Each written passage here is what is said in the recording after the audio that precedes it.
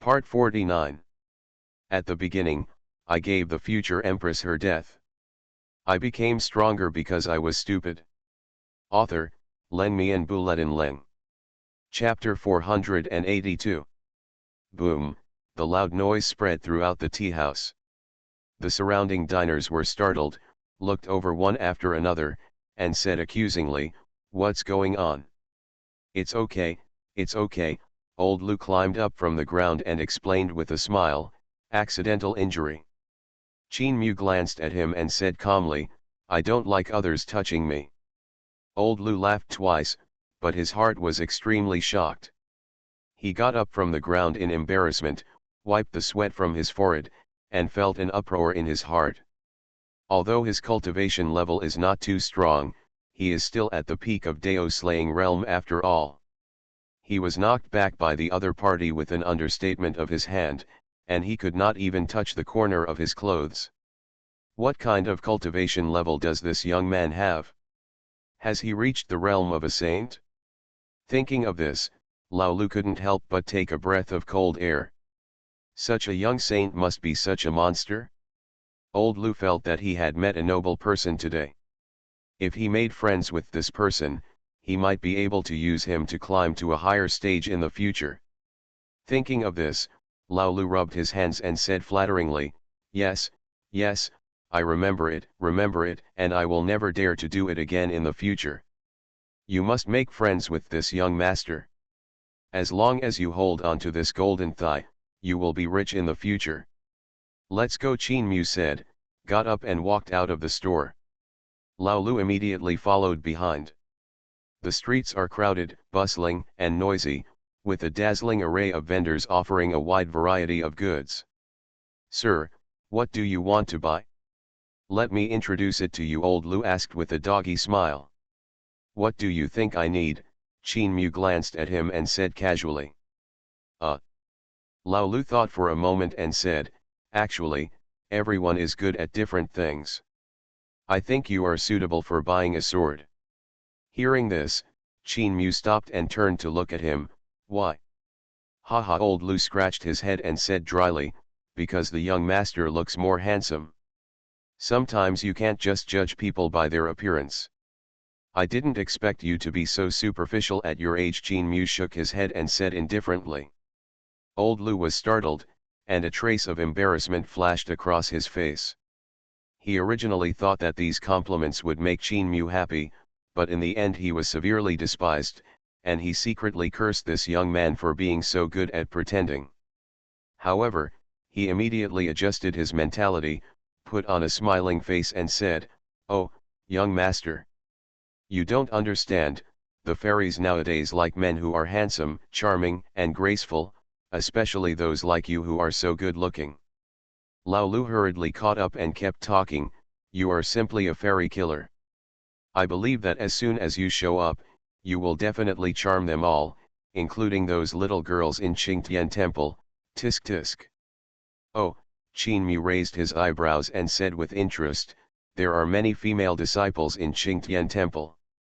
Old Lu was stunned, nodded, and said, "Yes, the female disciples of Qingtian Temple are all extremely beautiful, and their beauty is heavenly and fragrant, just like the 9 heavens fairies." Qin Mu nodded thoughtfully and said, "That's it?" "Yes," Old Lu said with a smile and continued to praise Qin Mu's appearance, figure, and talent. Qin Mu remained silent and walked forward. Lao Lu was about to follow up when he suddenly heard a commotion from ahead.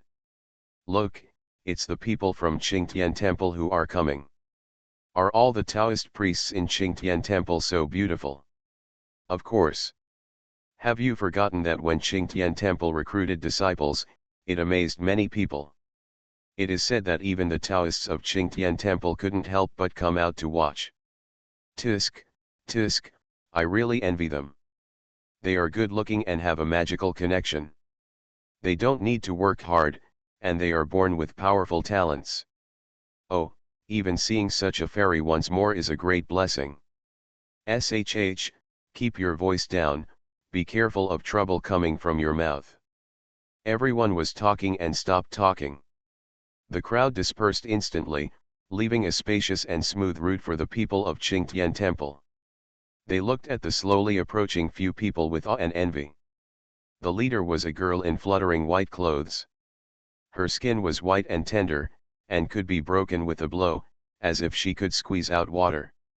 It's just that that delicate and beautiful face wears a veil as thin as a cicada's wings, covering half of her cheeks, leaving only a pair of clear and bright almond eyes and a straight and delicate nose, but it is still stunning. Next to her were a group of young and beautiful girls wearing uniform Taoist robes, all of them with peerless looks, like immortals descending into the world, attracting attention. Old Lu looked in the direction where everyone was talking and was suddenly startled. He blinked and said, "What a coincidence. As soon as I mentioned them, I met the real owner." Qin Mu looked at the visitor calmly, with a hint of a smile appearing on the corner of his mouth, and a hint of amusement in his eyes. Old Lu whispered, "Master, they are not easy to mess with. In the Daoxuan domain, Qingtian Temple is the top sect force. Not only do dozens of saints sit in the sect, but there are even 3 quasi-emperors. It is said that Qingtian Temple sect's the Lord once participated in the war and defeated an army of millions of demons. He was so famous that he shocked the whole world. Even those demons would treat him with courtesy." Hearing this, Qin Mu nodded slightly, with a cold light in his eyes. Huh! Sensing Qin Mu's gaze, all the girls in Qingtian Temple raised their heads and looked in this direction. The leading girl frowned slightly and stared at Qin Mu coldly. "Senior sister, that guy is so weird. Why is he staring at us?" a girl asked in a low voice. The leading girl shook her head and did not answer. She always felt that the identity of this man was very strange, and there was a hint of danger. "Maybe he wants to chat up." Another girl curled her rosy lips. The other girls also sneered, obviously not taking him to heart. "Don't care about him." The leading girl frowned, shook her head, and led the girls to bypass Qin Mu and continue to move forward. Qin Mu had a smile on his lips and followed slowly.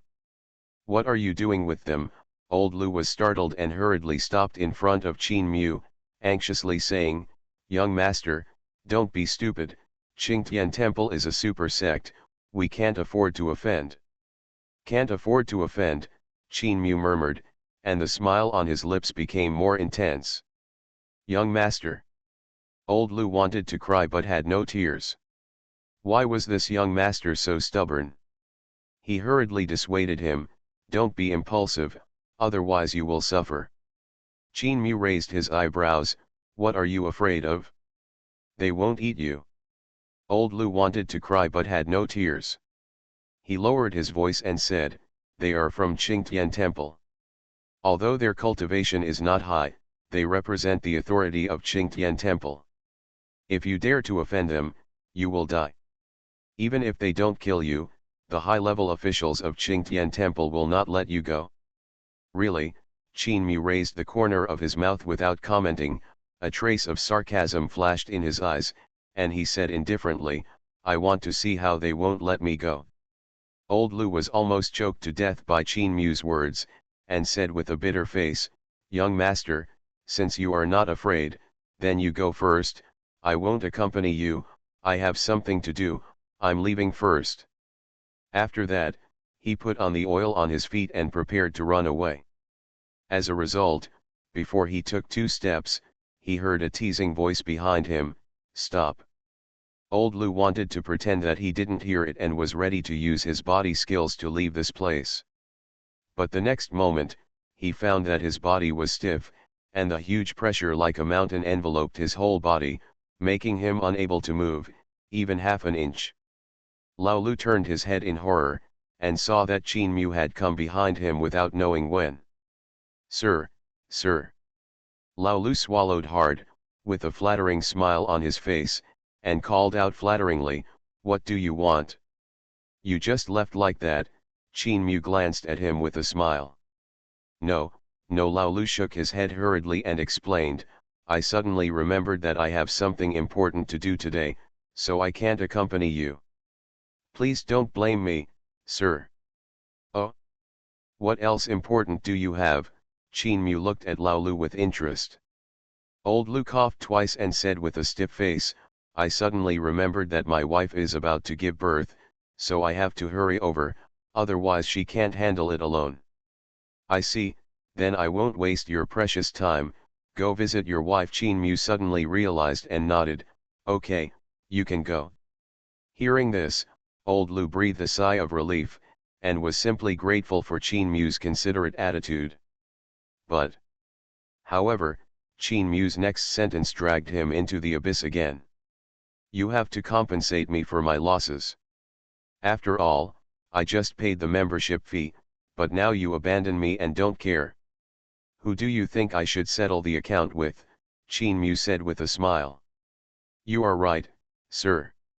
I am willing to bear your losses without hesitation. Old Lu immediately patted his chest and promised. As long as he can stop him from doing such a life-threatening thing, he is willing to pay any amount of losses. Oh? Really?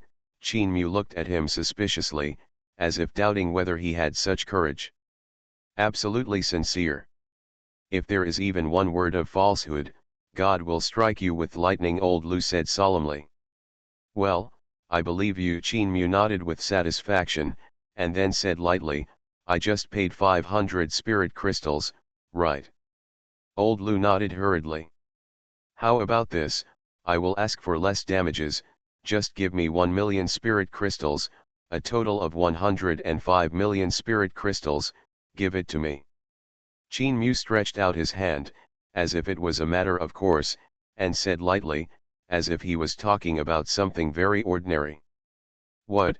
Old Liu's eyes widened, as if he had seen a ghost, and he trembled and said, Sir, are you serious?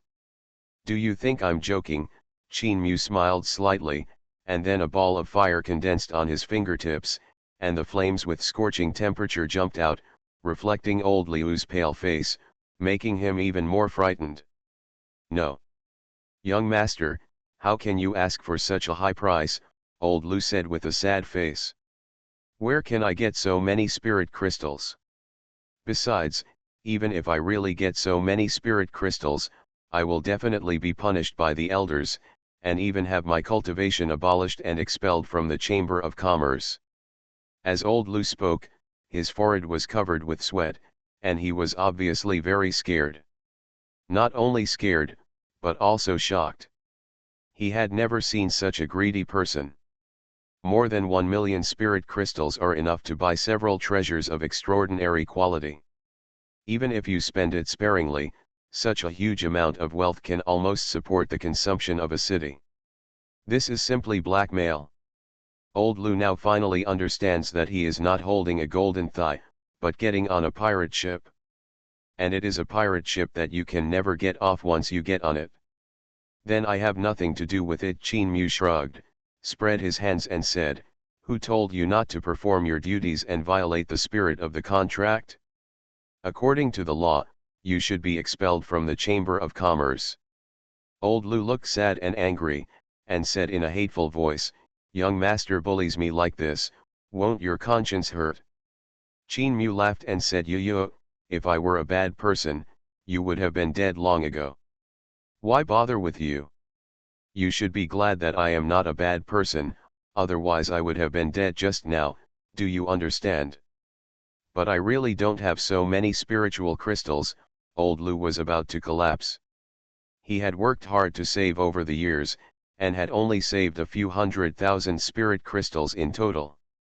If all of them were paid out, there would be only a few yuan left in the family. How could he give up? So you're a deadbeat. Qin Mu squinted at Lao Lu, and the flames in his palms suddenly rose.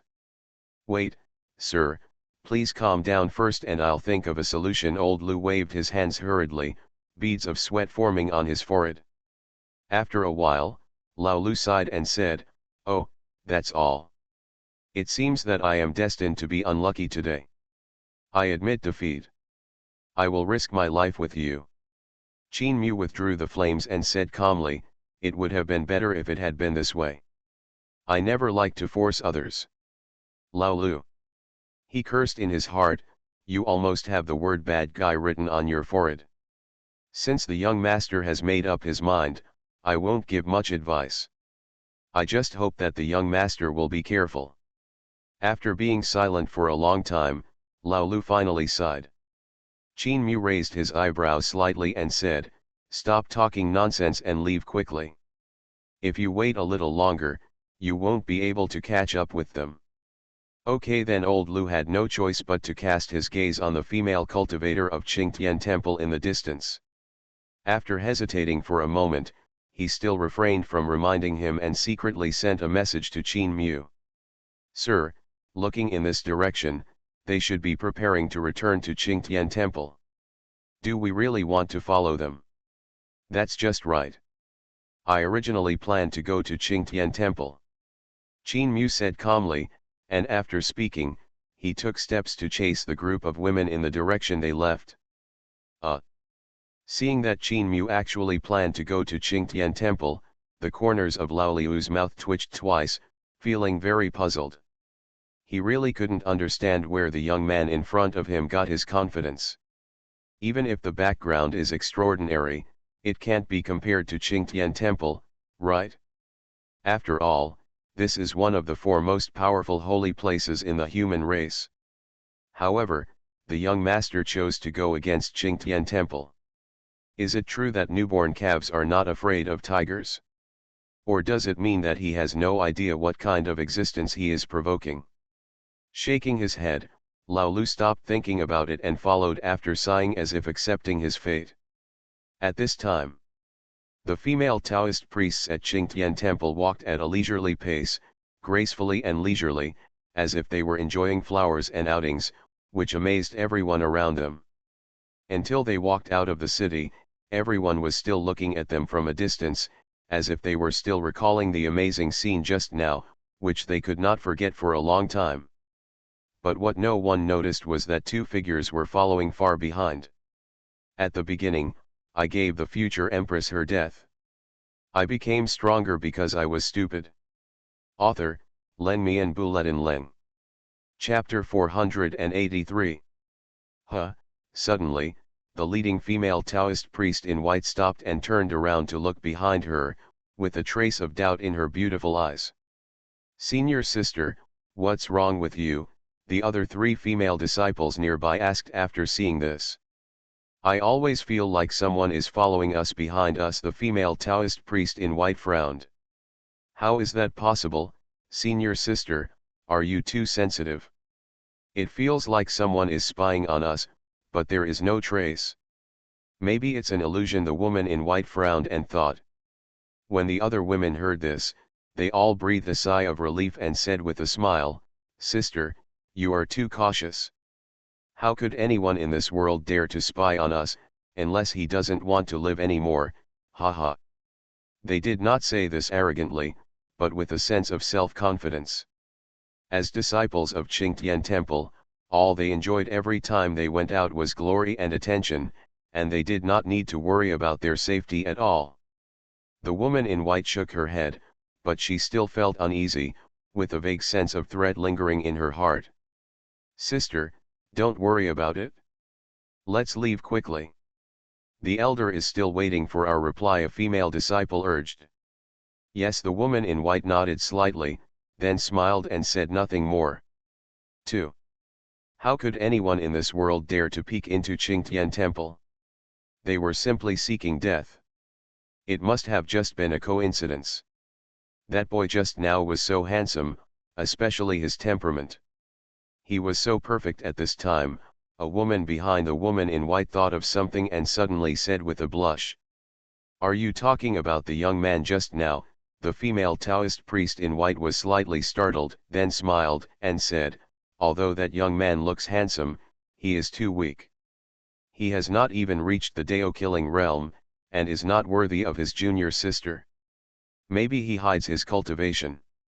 I don't think he is simple," the woman who just spoke whispered, her eyes filled with brilliance, as if she was caught in some kind of fantasy. He, junior sister, please don't be a nymphomaniac. Didn't you like Daozai the most before? Why did you start to fall in love with him?" Another woman covered her lips and smiled sweetly, teasing. I didn't fall in love with each other. Besides, who said you can't like two boys at the same time? The female disciple explained with a blushing face, looking shy. You must be fascinated by that boy's handsome appearance, otherwise why are you always staring at him? Humph. Didn't you stare at him too? Oh, I was just appreciating it. TCH. Your eyes are obviously bright when you see it, how can you say you appreciate it? You silly girl. Listening to the two girls bickering, the female Taoist priest in white smiled and shook her head. She didn't interrupt or bother to pay attention to them. She walked straight forward, muttering to herself that the boy really made people want to take a second look. But, that's all. In this world, cultivation is everything. As for appearance, temperament, wealth, and even personality and temperament, they are just accessories and not worth mentioning at all. They are just icing on the cake. If your cultivation level is not high, how can you just rely on these things to attract a woman's heart? That's simply not realistic. If you really encounter danger, only strength can protect yourself. However, just as these people were teasing, the woman in white seemed to feel something. She raised her head sharply and looked into the distance, but there was nothing. Senior sister, are you tired? Why don't you take a rest? A female disciple asked softly. No need, the woman in white shook her head. Continue on your way. The strange feeling in her heart became more and more intense, but because of the strange threat, she did not dare to take it lightly, and decided to seize the time and hurry up as soon as possible to avoid long nights and endless dreams. Oh! Several female disciples nodded, quickened their pace and flew forward.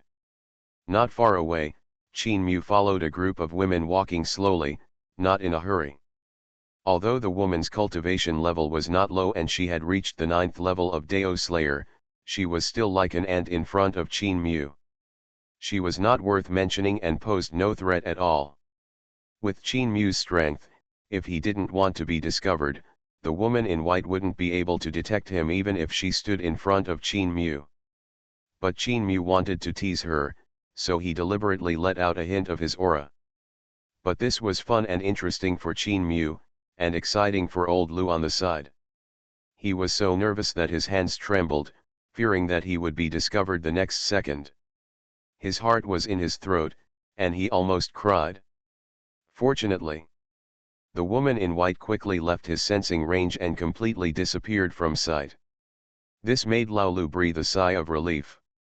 He collapsed on the ground, soaked to the skin and dripping with cold sweat, as if he had been fished out of water. Damn it! It was so scary. Sir, is it really okay for us to just follow them like this? We're just ahead at Qingtian Temple, and there are really all saints and old monsters there. I don't want to be caught as a thief. Old Lu begged with a mournful face, his tone full of fear and helplessness. Obviously, he was extremely afraid of the legendary Qingyun Temple. Along the way, he tried to dissuade her many times in various tactful ways, but to no avail. The other party still persisted in his own way. This made him extremely desperate and helpless. He didn't understand why he was here, and why he agreed to help this young master and did such a crazy thing. He obviously just wanted to get a customer to get a membership card, make friends, and hug him, but he ended up here inexplicably. He has only collected a total of 500 spiritual crystals, and has to hand over 400 spiritual crystals to the Chamber of Commerce. This means that his kickback totals only 100 spiritual crystals. What a waste of money. But at this point, he had no other choice but to obey the orders. After all, the identity and background of this young master were so mysterious that even he felt unfathomable and frightening. And he had a vague hunch that this young master might really not be afraid of Qingtian Temple. Since you have chosen to follow me, I will not abandon you. Qin Mu glanced at him lightly and said calmly. Lao Lu. Who is willing to follow you? I am obviously forced, okay. Lao Lu was about to cry but had no tears, and looked like he was about to faint. All he wanted now was Qin Mu to leave him in the middle, and he would definitely turn around and run away without saying a word. That Qingtian temple is a ferocious place with so many saints. Even if the quasi-emperor breaks in, he may be suppressed or even killed, let alone a monk like him who cuts the path. Qin Mu glanced at Lao Lu again and said with a smile, "Don't worry, no one will notice you as long as I'm here." Lao Lu smiled bitterly, resisting the desire to complain, and said secretly in his heart, "Master, how can you have the nerve to say this? You were about to find out several times just now." "Sir, what are we going to do? Are we going to force our way into Qingtian Temple? This is too crazy." Seeing Qin Mu continue to move forward, old Lu swallowed his saliva and whispered, "Breaking in by force? We walked in openly, how could we break in by force?" Qin Mu chuckled. "Sir, please don't cause trouble. There are so many masters in Qingtian Temple. Even if you are the reincarnation of the great emperor, you may not be able to escape unscathed." Old Lu hurriedly said, with beads of sweat oozing out from his forehead, "Even if we don't think about ourselves, we should think about our family and sect. Don't do anything stupid. There's so much nonsense." "Shut up," Qin Mu glared at him, which made old Lu shrink his neck in fright and quickly silenced him. Qin Mu waved his hand impatiently, was too lazy to talk to Lao Lu, and walked all the way up the mountain. Alas! Lao Lu sighed and followed silently. He had already accepted his fate. There was no way he could escape anyway. He could only pray that Qin Mu would not mess around, otherwise his life would be decided here. "Senior sister, how good can our Qingtian temple achieve in this centenary celebration?" On the road, a woman looked at the leading woman in white with a smile and asked excitedly, "It's hard to say. It is said that this centenary celebration is a bit unusual. It is said that some hidden powers will also participate." The woman in white frowned and pondered. "However, our Daisy is the strongest, and the others are more than a step behind him. It is definitely appropriate to be among the top 3. As for whether we can win the championship, it is difficult to say. Senior sister, senior brother Daizai is known as the most evil genius in Qingtian Temple for thousands of years. I believe he will definitely get the first place," another woman said with a charming smile. "Yes, senior sister. I heard that senior brother Daizai has broken through the 9th level of Jean Dao a few years ago and was promoted to the status of saint. If he breaks through again during this period, his strength will definitely be even more terrifying. Among those at the same level, unless he encounters those heirs of the ancient imperial clan or saint-level experts from the older generation, otherwise they are absolutely invincible. Yes, senior brother Daizai is indeed the most powerful genius of our Qingtian Temple in thousands of years. This time the glory of Qingtian Temple is destined to be won by him." The girls were talking a lot and looked excited, as if Daizai had won and led Qingtian Temple to the first place in the centenary celebration. Listening to the praise and adoration of the girls, the woman in white nodded slightly, a look of expectation flashing in her beautiful eyes. "I hope so." Daizai. The term she has heard the most over the years is Daisy. This name symbolizes the first person of the younger generation in Qingtian Temple. Likewise, it represents the brightest new star in Qingtian Temple, shrouded in countless halos. These 2 words seem to have magical powers, deeply engraved in the bones and souls of every disciple of Qingtian Temple. In the entire Daoxuan realm, Qingtian Temple Daizai is like a bright sun shining in all directions. Even top monsters from other realms can't help but stand in awe when mentioning Qingtian Temple Daizai. Because that is a peerless monster, almost no one among his peers can match it. In the eyes of all the disciples of Qingtian Temple, Daizai is an omnipotent god, and no matter what the problem is, he cannot be troubled. As long as Daizai takes action, all troubles will be solved. This is the charm of Qingtian Temple Daizai. Because of the existence of Daizai, Qingtian Temple became more and more prosperous and glorious. And although Daozai is the most outstanding genius in Qingtian Temple for thousands of years, he has a gentle, elegant, and approachable personality. He never bullies others and is extremely polite to everyone in Qingtian Temple without any airs. He is loved by all his disciples in Qingtian Temple. Especially the female disciples worshipped her as a god and regarded her as an idol. And not only is he loved by his disciples within the sect, but even in the outside world, many people join Qingtian Temple.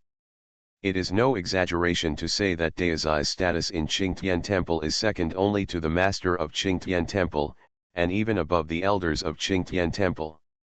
As Daozai's biological sister, her status also rose with the tide. Not only was she regarded as the apple of the elder's eye, but she was also well known among the disciples of Qingtian Temple. The white-clothed woman Yexian recalled the elegance and great achievements of her brother Yebufan, Daozai, over the years. She couldn't help but smile happily and sweetly, and a faint blush appeared on her cheeks. That extremely beautiful and pure face was like a pear blossom blooming under the spring rain, with skin as white as snow, delicate features, a slender waist, and a plain skirt wrapped in a moving style. My brother's strength is really strong. I heard that he defeated a great master of the Dao realm with one sword. Yexian thought with satisfaction in her heart. She is Daozai's biological sister, and she knew how powerful her brother was from a very young age.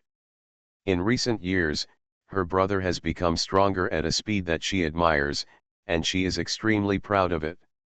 Now, she finally waited for the Qingtian Temple to hold a centennial celebration. Her brother's name will surely resound throughout the continent, and everyone in the world will know about Yebufan, the Taoist of Qingtian Temple. Yexian clenched her fists, her heart full of expectations. She looked up at the majestic peak in the distance. That was the gate of Qingyun Temple, a huge monster standing on the top of Qingyun mountain range. Let's go. Yexian exhaled a breath of turbid air, gathered her mind, and took the lead in flying towards Qingyun mountain range. Behind her, 26 female disciples followed closely. The group was so mighty that it attracted the attention of countless cultivators along the way. However, after seeing the costumes of this group of beautiful women, everyone showed enlightenment and admiration. It turned out to be a disciple of Qingtian Temple, no wonder. Qingtian Temple has a very high prestige in Qingyun mountain range. Almost everyone knows the background and history of Qingtian Temple. Especially the attire of the disciples of Qingtian Temple, which is quite famous in all domains, so it can be recognized at a glance. Yexian has long been accustomed to this kind of eyes. She looked calm and went straight to the mountain gate. The group hurried on with all their strength, and the speed was extremely fast. In the blink of an eye, they crossed an endless distance. Soon, she arrived at the Qingyun Mountains, stood at the foot of the mountain and looked up at this majestic and magnificent giant mountain.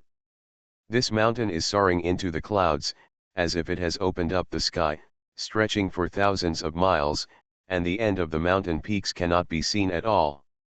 Qingtian Temple is located in the middle of Daoxuan domain, covering a huge and vast area, stretching endlessly, with continuous mountains, towering into the sky, and everywhere exuding ethereal fairyland, like a fairyland.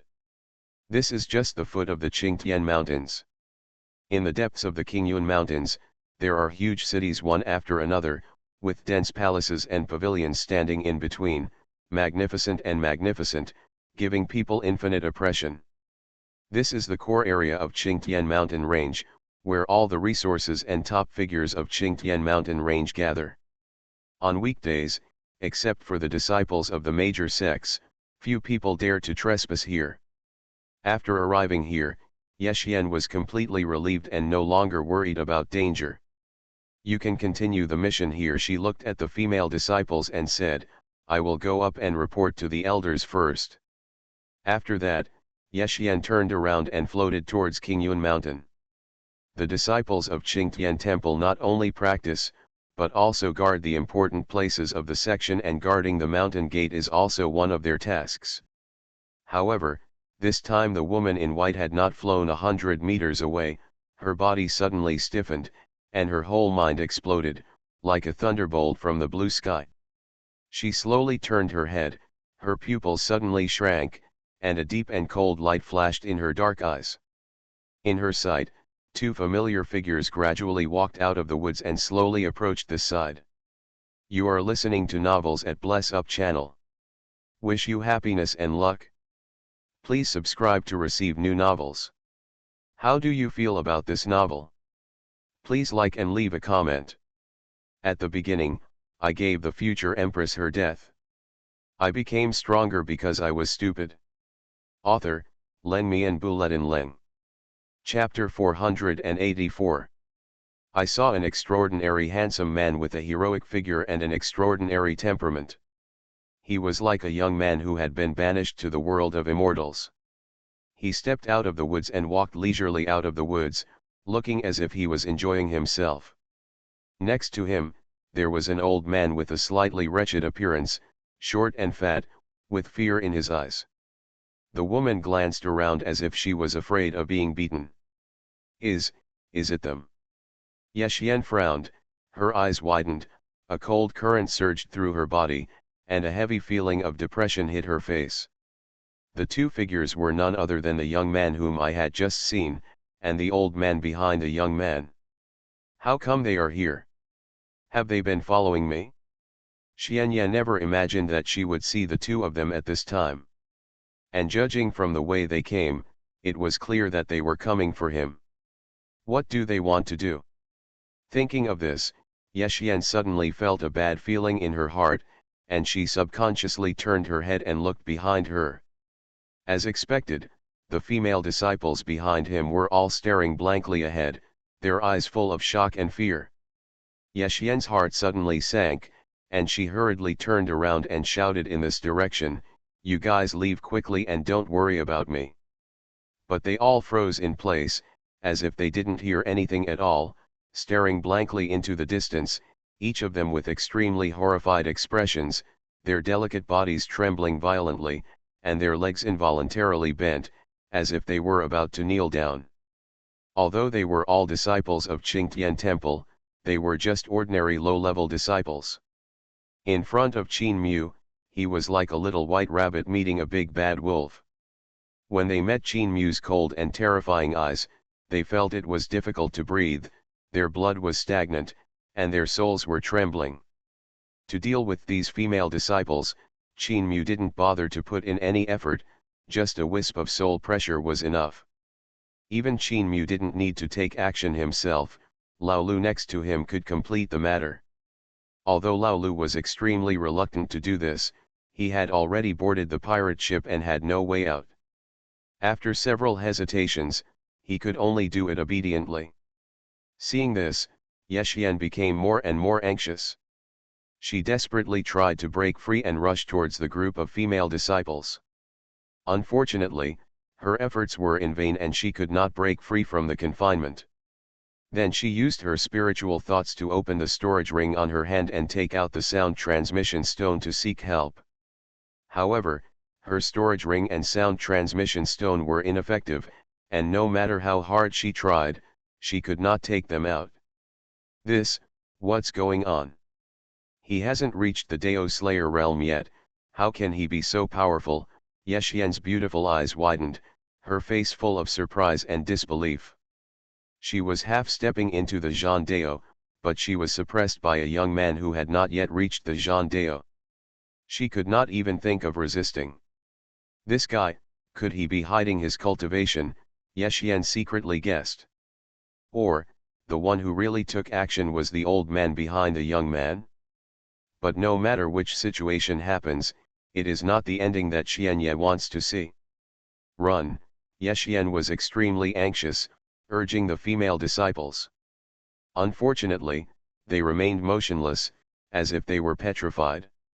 Seeing this, Xuanhuan still couldn't guess what happened. Xuanhuan's pretty face was pale, her teeth were biting her red lips, her delicate body was trembling slightly.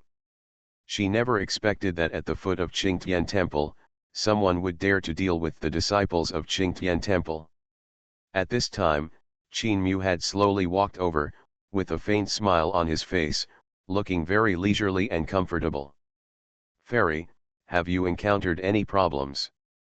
Do you need my help?" Qin Mu smiled slightly, showing a warm and sunny smile, and said softly. Hearing this, Yexian frowned slightly, her heart skipped a beat, and an idea suddenly occurred to her. What on earth is this guy going to do? Is it possible that you want to play a self-directed and self-acted hero saving a beauty? And then take this opportunity to get closer to yourself? The more Yexian thought about it, the more likely it became. After all, there are always some perverts in this world who like to pretend to be pigs and eat tigers, pretending to be inscrutable, but in fact they just want to get close to beautiful fairies. However, this idea was quickly abandoned by her because the other party's acting skills and design were too poor and could not withstand scrutiny and could be easily exposed. Yexian's mind was spinning, and her mind was spinning rapidly. Finally, a cold arc appeared at the corner of her mouth. "Thank you for your concern, fellow Taoist, but we didn't encounter any danger." Qin Mu frowned when he heard this and said with some confusion, "But I think you guys seem to be in trouble." "Haha, we are indeed in a bit of trouble, but it's not fatal enough. Fellow Taoist, please go back, so as not to hurt you later," Yexian said coldly. After the words fell, Xianye looked away again, without squinting or even looking at him. Qin Mu was not angry, and smiled and said, "In that case, I don't care too much. It's just fate that I met the fairy for the second time. I wonder if I can get to know the fairy." Hearing this, Xianye's pupils suddenly shrank, and her face became completely gloomy. She was 80% sure that this boy definitely did it on purpose. "No need, fellow Taoist, please leave quickly," Yexian said in a cold tone. "Fairy, don't get me wrong. I just admire you purely and don't have any wrong thoughts. I just hope to make friends so that we can discuss martial arts issues with each other in the future," Qin Mu said with a smile. Yexian's eyes suddenly focused on him, her eyes filled with strong disgust, and she wanted to slap him to death. This is extremely shameless. She has never seen such a shameless person.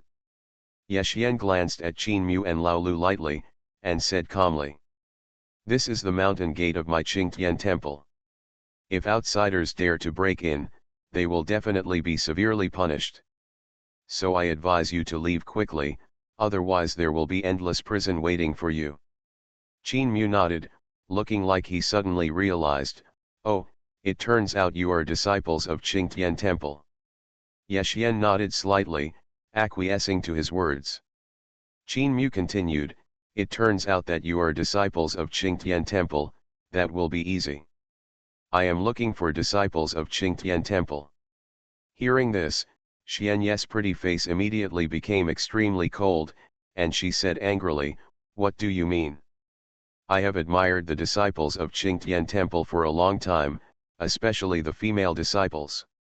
I have always wanted to communicate with you in depth. I didn't expect that I finally found the opportunity today." Qin Mu grinned, showing his white teeth.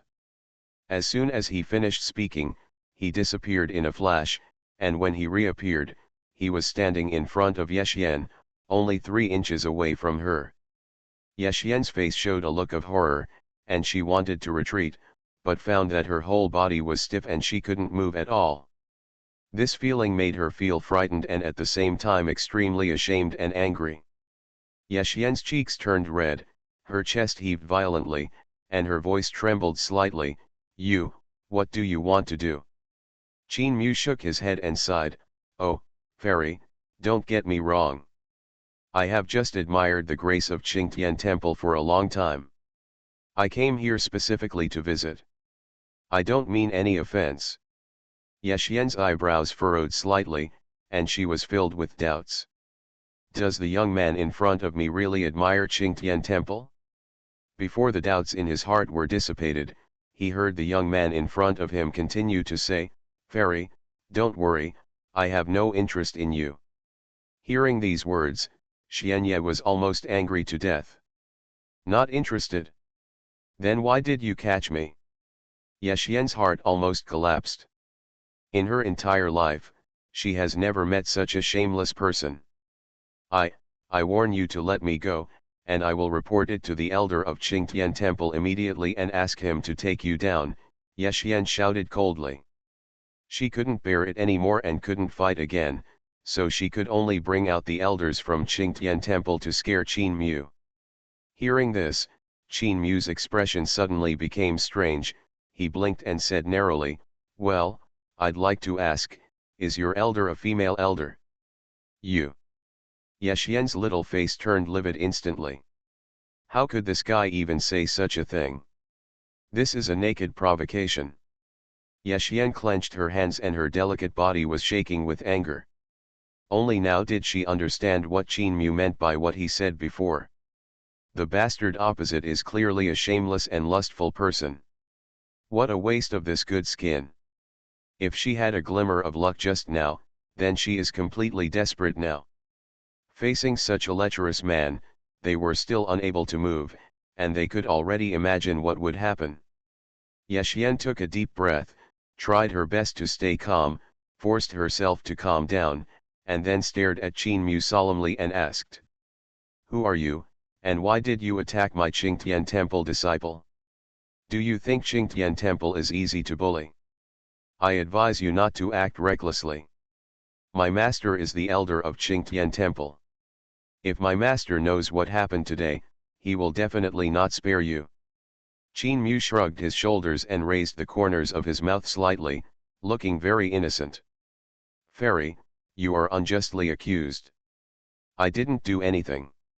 Strictly speaking, this is absolutely true. He did nothing. The person who took action was the old man next to him. What does it have to do with him? Moreover, even if it is related, how can he control it?" Hearing this, Yexian's pretty face suddenly changed, and she stared suspiciously at the old man beside Qin Mu. Seeing this scene, old Lu trembled with fright and hurriedly defended, "Fairy, I didn't do anything. You must not remember it on my head." According to Lao Liu's opinion, he just silenced the voices of the female disciples for a moment and did not harm their lives. The one who really fixed their figures was the young master in front of them. So this matter has nothing to do with him at all, he is also a victim. Stop lying to me. It must be you. Otherwise, how could they become like this? Please wake them up quickly. If anything happens, come to me. Seeing that both of them were shirking their responsibilities, Yexian gritted her teeth and stared at Qin Mu with hatred. If eyes could kill, she would definitely cut these two bastards into pieces. But it's a pity that she can't do anything now. The only thing she can do is to delay the time and wait for the elders of Qingtian Temple to come over. Or, her brother Ye Bufan. Alas! Qin Mu sighed, shook his head, and said with some regret, "Fairy, please don't blame me. It's obvious that you can't move here. As a kind-hearted person, I passed by here and wanted to help. You guys ended up being mistaken for bad guys, how wronged I have been." After saying that, Qin Mu sighed deeply and looked up at the sky at a 45-degree angle, looking melancholy. Yexian was stunned and couldn't say a word. Nonsense. Yexian was so angry that her chest rose and fell violently, her pretty face flushed, and she almost couldn't help cursing. What a kind person, he is obviously taking advantage of the fire. This guy is really good at confusing right and wrong. He looks like a handsome boy, but how can he be so shameless? Yexian frowned slightly, and anger appeared on her pretty face. She shouted coldly, "I warn you, let me go quickly, otherwise when my brother Ye Bufan comes, he will never forgive you."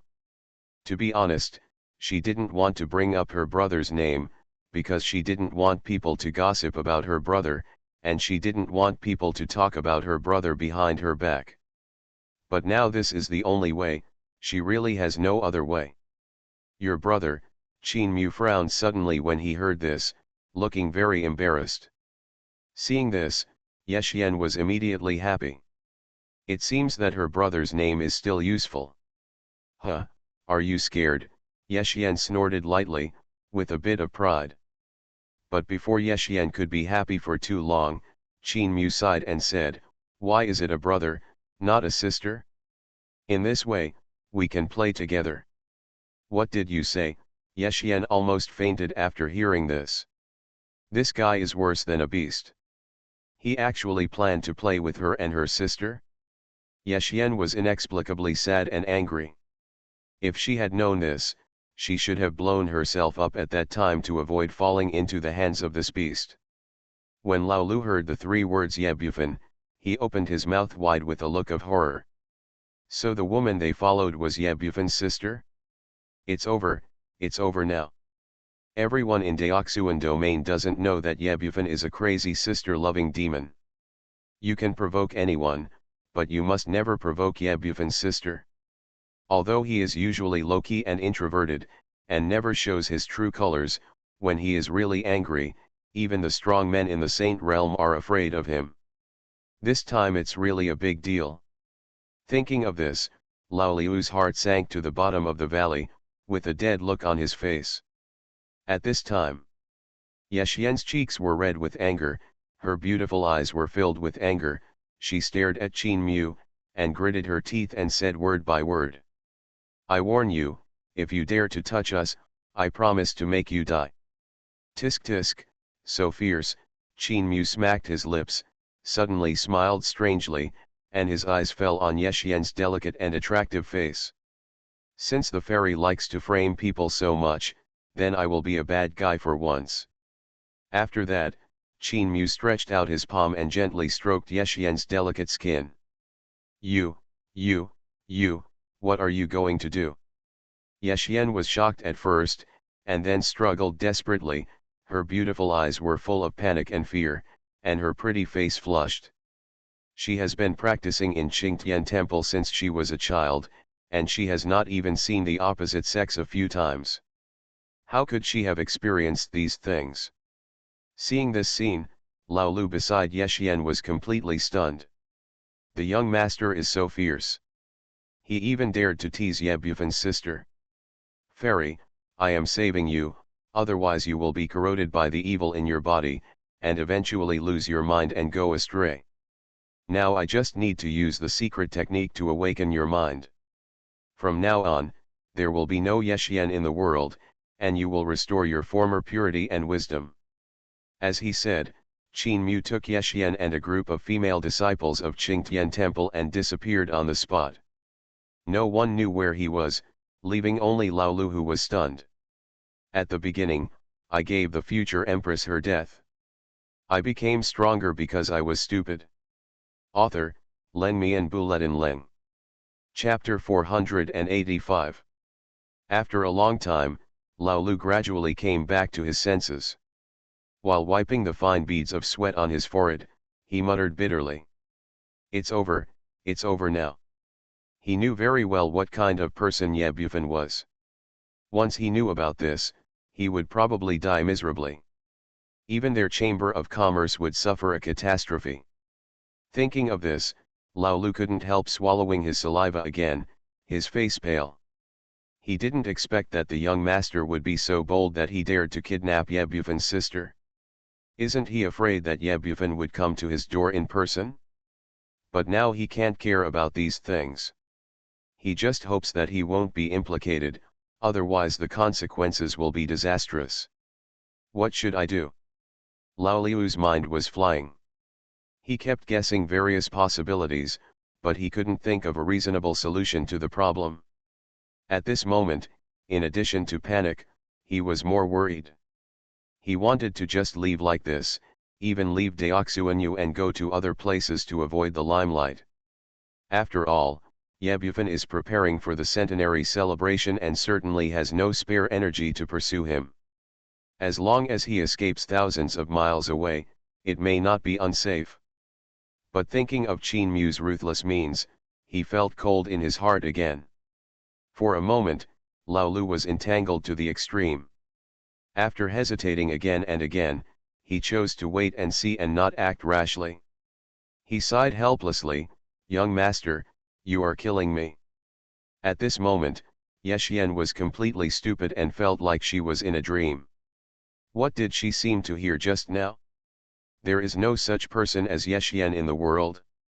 Her consciousness will be devoured by the evil in her body, and she will no longer have the purity and wisdom of the past. What a mess is this? Yexian frowned tightly, and she thought about this sentence again and again. No matter how she thought about it, she felt that it was a sentence full of contradictions. But it seemed to have a trace of truth inexplicably, making it elusive for her. Is she experiencing an illusion now? All those words just now were a lie to her? But soon, she realized that what she had just heard was not an illusion, but the real thing. Then she felt weak all over, as if she was exhausted, and her legs were weak. Yexian's head was dizzy, and her body was getting hotter and hotter, as if she was in a furnace. What's going on? Yexian's body trembled slightly. At this moment, her cheeks were as red as peach blossoms, and her beautiful eyes were shining with charming waves. She felt a strange energy pouring into her limbs, making her whole body numb and comfortable, like a spring breeze. But the next moment, her face changed drastically, and she felt hot all over and her blood boiling. Especially the Danshan position in the abdomen was burning, as if a hot and boiling energy was gushing out. This energy was like a raging flame burning everything, destroying everything, ravaging the world, and being overbearing. Puff. Accompanied by a loud noise, Yexian's Danshan seemed to explode, and strands of blood flowed out and dissipated into the air. Is this a sign that the evil power has entered the body? Yexian hurriedly closed her eyes and tried to suppress the feeling of heat. However, no matter how hard she tried, she still couldn't stop the evil airflow. And the more she practiced the skills, the faster the evil airflow hit, and the more difficult it was to control. The burning heat seemed to burn everything in the world and burn Yexian to death. How could this happen? Yexian was extremely anxious, and a strong fear rose in her heart. As time passed, her head became heavier and heavier, and her consciousness gradually blurred. Yexian didn't know how long this situation lasted, she only felt that her whole body was burning like fire, and the whole person was like a small boat in the sea, shaking with the waves, unable to control herself. Her head was buzzing, and the scene in front of her was trance, as if she was in the clouds. Just when Yexian was about to give up, she suddenly felt a piercing coldness, and a chill spread throughout her body, causing her to shudder and come back to her senses in an instant. Huh! Realizing the abnormality in her body, Yexian heaved a long sigh of relief, and sat on the ground with her clothes soaked. The burning feeling just now was too terrible, just like falling into the abyss of hell, the pain was unbearable. At this moment, Yexian patted her chest with lingering fear, and slowly stood up. She looked around and found that she had arrived in another unfamiliar space without knowing when. Where am I? Where is this? Yexian's pretty face was blank, her head was empty, as if she had lost her soul, and she couldn't understand the situation at all. However, as she gradually recalled what happened just now, her expression suddenly changed. She remembered. Originally, she and her junior sister returned to the mountain gate together, but they suddenly encountered danger. Then, after she was caught by the young man, she fell into a dark void and knew nothing. When she woke up again, she came to this magnificent hall. Where is that bastard? What on earth did he want to do by bringing me here? And where are my junior sisters? At this time, she struggled to stand up with difficulty, holding on to her tired body. She swore that when her brother Yebufan came over, she would deal with that guy severely. But soon, she desperately discovered that the spiritual power in her body disappeared, and she was unable to perform martial arts or fly with a sword. This realization caused her to completely collapse and almost fainted again. Damn it! What on earth did that bastard do to me? Yexian was filled with grief and anger, and kept complaining. but no matter how much I scolded him, it was of no use. I could only silently endure the torture in my body, and my tears couldn't stop falling.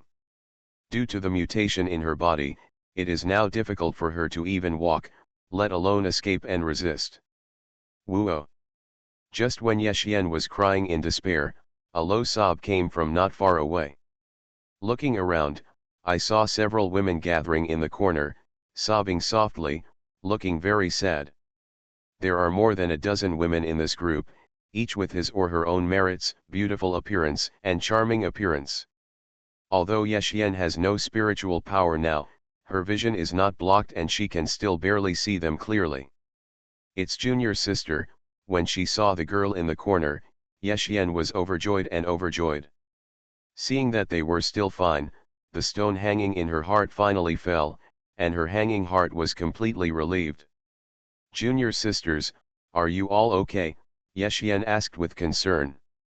After hearing the familiar voice, they all raised their heads and looked at where Xuanhuan was. When they saw Xuanhuan, the worries on their faces instantly turned into ecstasy, and they all ran towards this side. Are you okay? Yexian also ran towards them quickly. Seeing Xuanhuan here, they seemed to have found a backbone. Happy smiles appeared on their exquisite faces, and they shouted with tears in their eyes, "Sister! We are fine! Senior sister! You are finally here! Sister, I thought you would never come back! Senior sister Xuanhuan, you are here to save us! You scared us to death just now!" Several junior sisters threw themselves into Yexian's arms, hugged her tightly, and cried. Yexian felt warm in her heart, stroked their hair, and said softly, "It's okay, as long as I'm here, no one can bully you." The words were filled with domineering tone, like a sharp blade. "Yeah," the junior sisters nodded heavily. At this time, a slender, white-skinned, and extremely beautiful woman slowly floated over from a short distance away. The clothes on her body were relatively loose, but they couldn't cover up her curves at all. Pingting's graceful figure was simply perfect. Especially those long legs, which are white and delicate, and are perfect. Every move she makes reveals her mature and charming charm, which makes people unable to help but indulge. Looking at this woman, Xuanhuan suddenly frowned. Because, she felt that the breath in her body seemed to echo this woman, as if she was jumping happily and jumping for joy. Who is this woman? Can she actually affect the spiritual power fluctuations in my body? Yexian was shocked and confused. She looked at the woman carefully for a long time, but she still couldn't find any clues. Moreover, this woman exuded an astonishing coercion, giving people an unfathomable feeling. At this moment, Xuanhuan suddenly felt a creepy feeling, and strong fear surged in her heart. She could feel that this strange woman was very strong, terrifying, even unfathomable. Yexian quickly calmed down, stared at her warily, and asked tentatively, "Who are you?" She carefully observed her surroundings and prepared to take action. "My name is Xuanhuan. I wonder what the girl's surname is."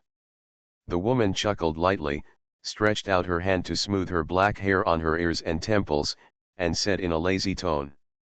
Yexian calmed down, looked at Xuanhuan attentively, and asked slowly, "Excuse me, what is this place? What do you want to do by bringing me here?" Xuanhuan raised her eyebrows slightly, with a smile on her lips, and said lightly, "You really don't know?" Yexian shook her head, "I really don't know, and I hope Fairy Ji can give me some advice."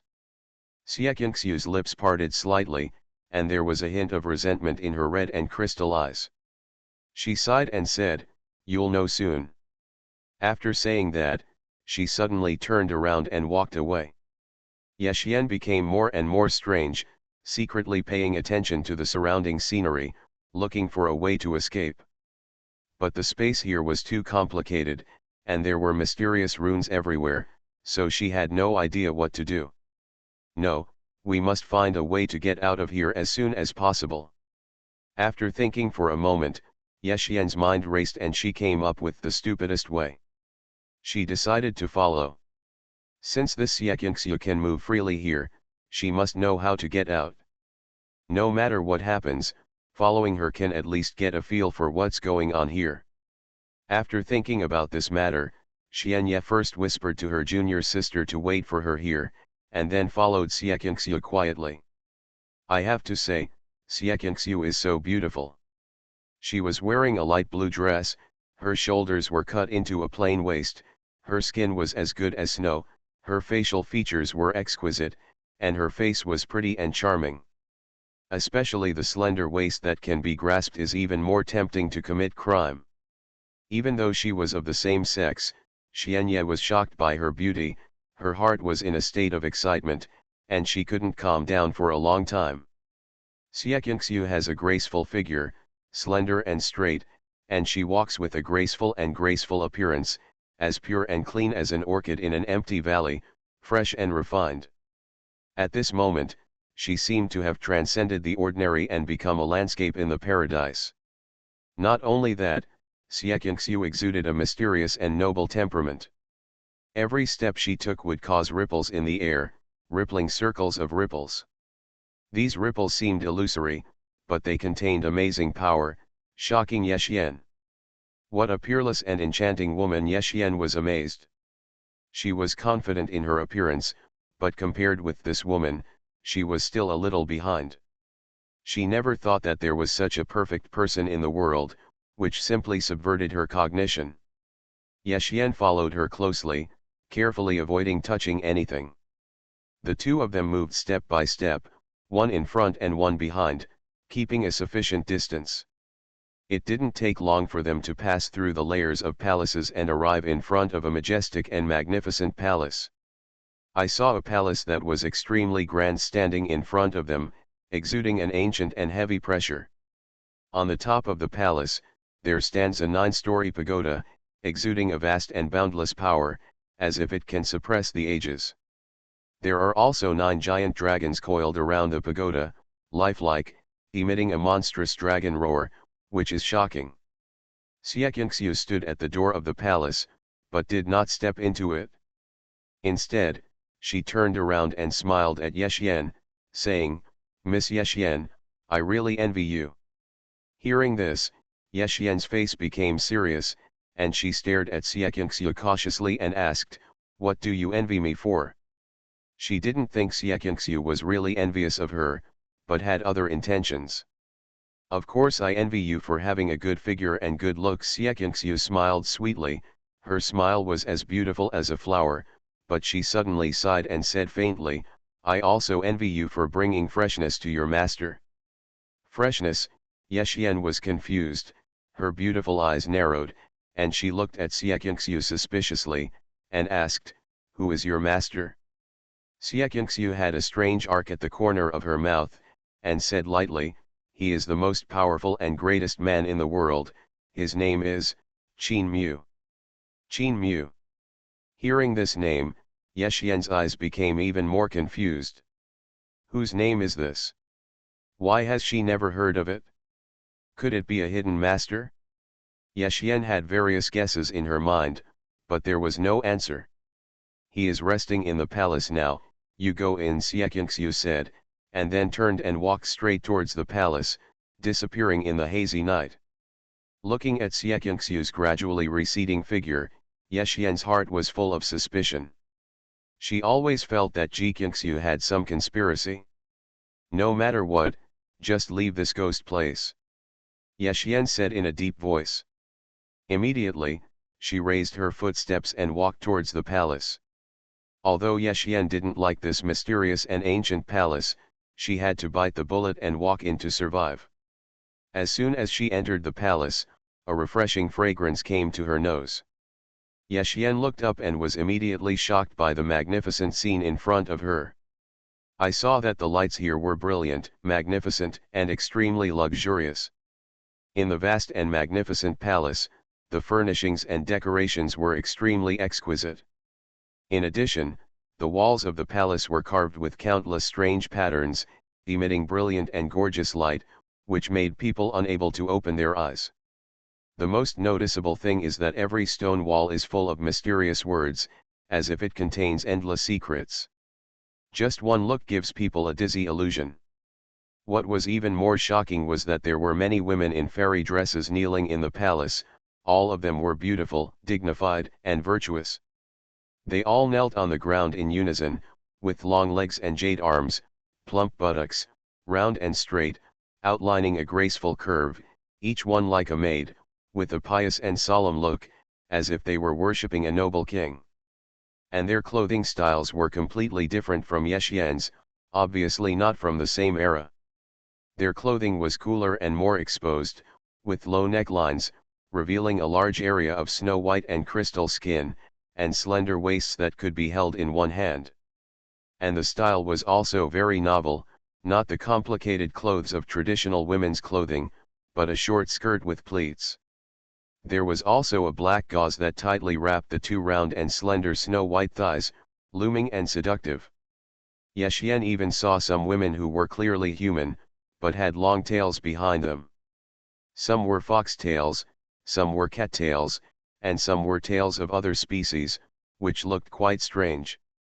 They knelt on the ground respectfully, letting the breeze blow on their faces, and each of them lowered their heads shyly, with a charming look flowing between their eyebrows, and their every frown and smile was soul-stirring. In short, these women were all dressed in thin clothes, with charming faces, beautiful and moving, making people distracted. In addition, every few meters, there was a lotus lamp, burning with a blazing flame, releasing a hazy and hot glow. Seeing this scene, even though Yexian was determined, she couldn't help but be slightly stunned. At the beginning, I gave the future empress her death. I became stronger because I was stupid. Author, Len Mian Bulletin Leng. Chapter 486. Why are there so many beautiful women, and their faces are so unfamiliar? Yexian was filled with confusion. She had never seen this group of women before, and they were all human bodies, not monster beasts. Their appearance is also very attractive, and their every move exudes seductive charm. Especially the long tails behind them, swaying slightly with their breathing, like swaying snakes, are really tempting.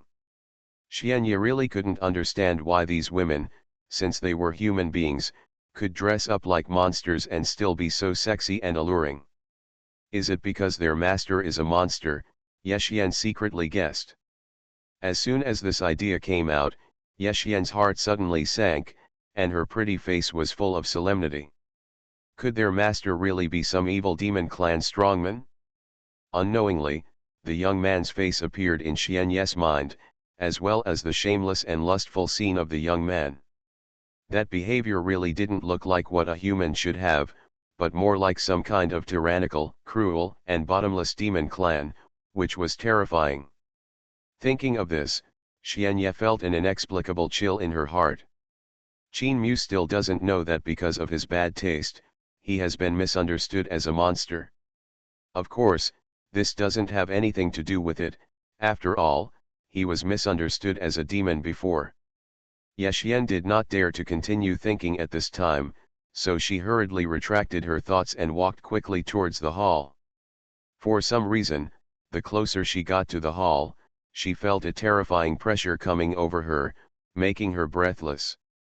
Moreover, she also sensed an extremely terrifying aura from those women, which made her hair stand on end. Especially the fairy-like women at the front, their auras were so terrifying beyond her imagination that the space around them seemed to have become distorted and blurred. Xuanhuan couldn't see through their realm and strength at all. Who are those people? They smell so scary, Yexian said with trembling heart. They definitely have the most terrifying auras among all the women she has met, even comparable to some saints and elders of Qingtian Temple. Even her brother Ye Bufan has not reached this level, and his aura is slightly inferior to these women. Xuanhuan's heartbeat suddenly became extremely violent, and cold sweat covered her forehead. What kind of existence is hidden here, and why are there so many terrifying women guarding it? Moreover, these women are all human beings, and they are extremely beautiful. If they could appear in the Deoxuan realm, they would definitely cause a sensation in the entire Deoxuan realm, become the center of attention, and be sought after by thousands of men. However, they are willing to stay here, guarding a palace and remaining unknown. For whom did they make such a decision? Could it be that boy? Suddenly, Yexian's eyes flickered, thinking of an unlikely possibility. Is he the master of this place? His name is Qin Mu. Yexian's heart trembled violently and she couldn't help but guess. This conjecture was so bold that Xianye herself found it unbelievable. However, if you think about it carefully, it seems reasonable. Xianye couldn't help but feel worried. If it's that guy, what should I do? Forget it, let's go in first. Maybe everything is a coincidence. Yexian shook her head, threw away the messy thoughts in her mind, and walked straight towards the main hall. Suddenly, the dreamlike women in gauze seemed to notice Yexian's arrival, and they all raised their heads and looked at her. At this moment, Xianye felt as if she had fallen into the nine nether purgatory. Her whole body was cold and tingling, and her soul was trembling. Even just looking at it makes me feel like I'm suffocating. Yexian's heart was filled with horror and panic. The eyes of these women were like the abyss of death, which was chilling and terrifying. She finally knew why she felt scared just now. The auras of these women were so terrifying, even scarier than the saints and elders of Qingtian Temple. She even suspected that all it took for the other party to kill her was a look. It's so scary. Yexian's feet trembled and she almost fell to the ground. Fortunately, she held onto the pillar to steady her body, otherwise she would have been embarrassed. And when Xianye was looking at these women, they were also looking at Xianye, with surprise in their eyes. "Are you Xianye?" one of the women wearing light red clothes asked. Her voice was clear and sweet, with a touch of tenderness. "That's right, Junior," Yexian answered cautiously, feeling anxious. At this time, those graceful women walked up slowly and surrounded Xianye. They looked at Xianye with a touch of admiration and joy, but also mixed with a hint of hostility. "The length is okay, but the figure is a bit flat, but the owner seems to like this one." One of the women chuckled and said. She was wearing a pink and purple dress, with an exquisite and convex figure, and her skin was as good as snow. She was like an immortal descending from the dust, as misty as smoke, which made people intoxicated. Hearing her words, Xianye was stunned for a moment, and then she was so ashamed that she wanted to find a hole to crawl in. Although Yexian knew that she was far different from the other person, it still made her very embarrassed to hear the other person say that she was equal. She lowered her head and glanced around her, muttering in her mind, "It seems a bit flat." "Hee hee." The woman covered her mouth and laughed softly, looking particularly charming and attractive. The other women also smiled, looking beautiful and attractive. Seeing them laughing so coquettishly, Yexian felt even more embarrassed, and her pretty face flushed. "Hello," Yexian forced a smile, feeling extremely guilty, and even her words were not clear. This atmosphere was really weird. Although these women were women, the aura they exuded gave people a feeling of being admired and difficult to touch. Their temperament was very unique, making people want to worship them involuntarily. Originally, Yexian thought that she was also a beautiful fairy, but after seeing these women, she really understood the gap between them. There was no comparison at all, and the two were not at the same level at all. At this time, the graceful woman stretched out her slender hands like jade onions, gently stroked Yexian's pretty face, and a faint smile appeared at the corner of her mouth, looking very friendly. "Your name is Yexian?" she asked softly. Her voice was very gentle, as if she was comforting a frightened kitten. Yexian was stunned for a moment, then nodded. She always felt that the other person's temperament gave her a familiar and friendly feeling, which made her very relaxed. "Just call me Hong Ai," the woman said with a smile, her tone full of intimacy. "Hong Ai?" Yexian secretly remembered it and nodded politely. "Warm tips, If you find that clicking the next page will force you to jump to other websites, please use the chapter report error or contact us at the bottom to inform us. We will deal with it as soon as possible. Thank you for your understanding. Xuanhuan smiled and said, "Don't worry about what we just said. The master's hobbies are unknown to others." "Thank you, sister." Hearing her comfort, Yexian's shame and anger finally dissipated a little. Xuanhuan pursed her lips and chuckled, "This should be your first time here, right?" Yexian nodded, and then shook her head, because she was really not sure where these people belonged. However, Yexian could feel that they had no ill will towards her, but showed a friendly attitude. "Don't be nervous, we don't eat people, and we will be a family in the future." Xuanhuan smiled, her voice was sweet and soft, intoxicating. After hearing this, Yexian was completely confused. What is a family? Seeing Yexian's cute expression, Xuanhuan burst out laughing. Her smile was very innocent, like a spring breeze, making people feel comfortable. Yexian was embarrassed by Xuanhuan's look, and hurriedly lowered her head, her cheeks flushed. However, when she noticed the proud curve on Xuanhuan's chest, she couldn't help but envy her. Whether it was body shape or appearance, the other party was far better than herself. These women are so big. Yexian secretly glanced at Xuanhuan's round jade rabbit and couldn't help swallowing her saliva.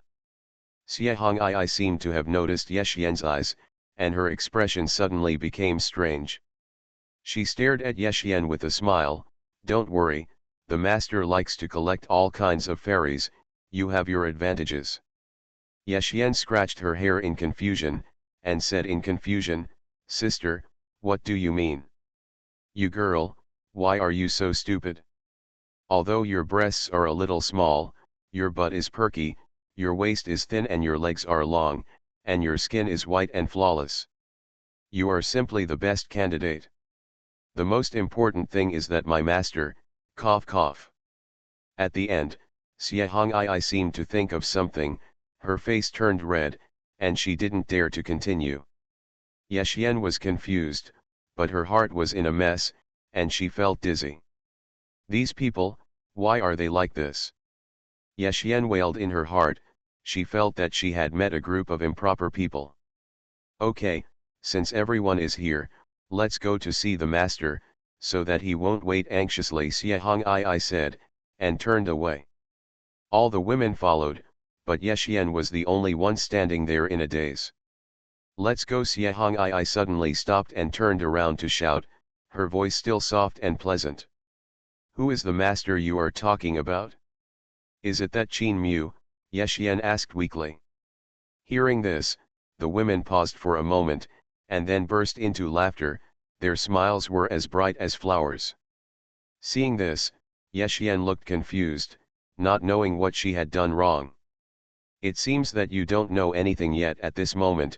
Xuanhuan couldn't help laughing, with a smile on her lips. Her eyes fell on Yexian, and a complex color flashed in the depths of her eyes. "Let's go quickly, otherwise the master will punish us again later." Xuanhuan reminded him and took the lead to walk into the palace. The women immediately chased after him, not forgetting to tease Yexian. Yexian sighed in distress and had to follow him silently.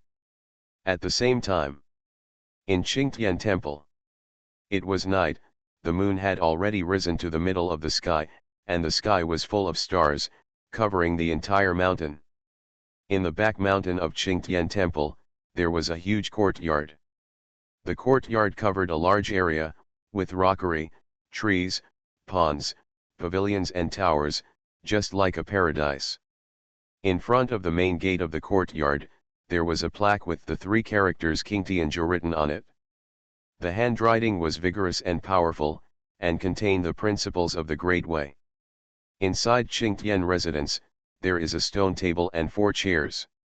An old man sat in one of the chairs. The old man was wearing a grey robe, with silver hair shawl. His face was ruddy, his eyes were bright and shining, and he had a powerful aura that filled the air, exuding a majestic and domineering atmosphere. On the other side, there is a heroic man with a dignified appearance and sharp edges, exuding a majestic and domineering air. He was wearing a blood-red armor, which exuded a fiery aura, causing the surrounding temperature to suddenly increase several times. The two of them, one holding the black chess piece and the other the white chess piece, were playing games with each other.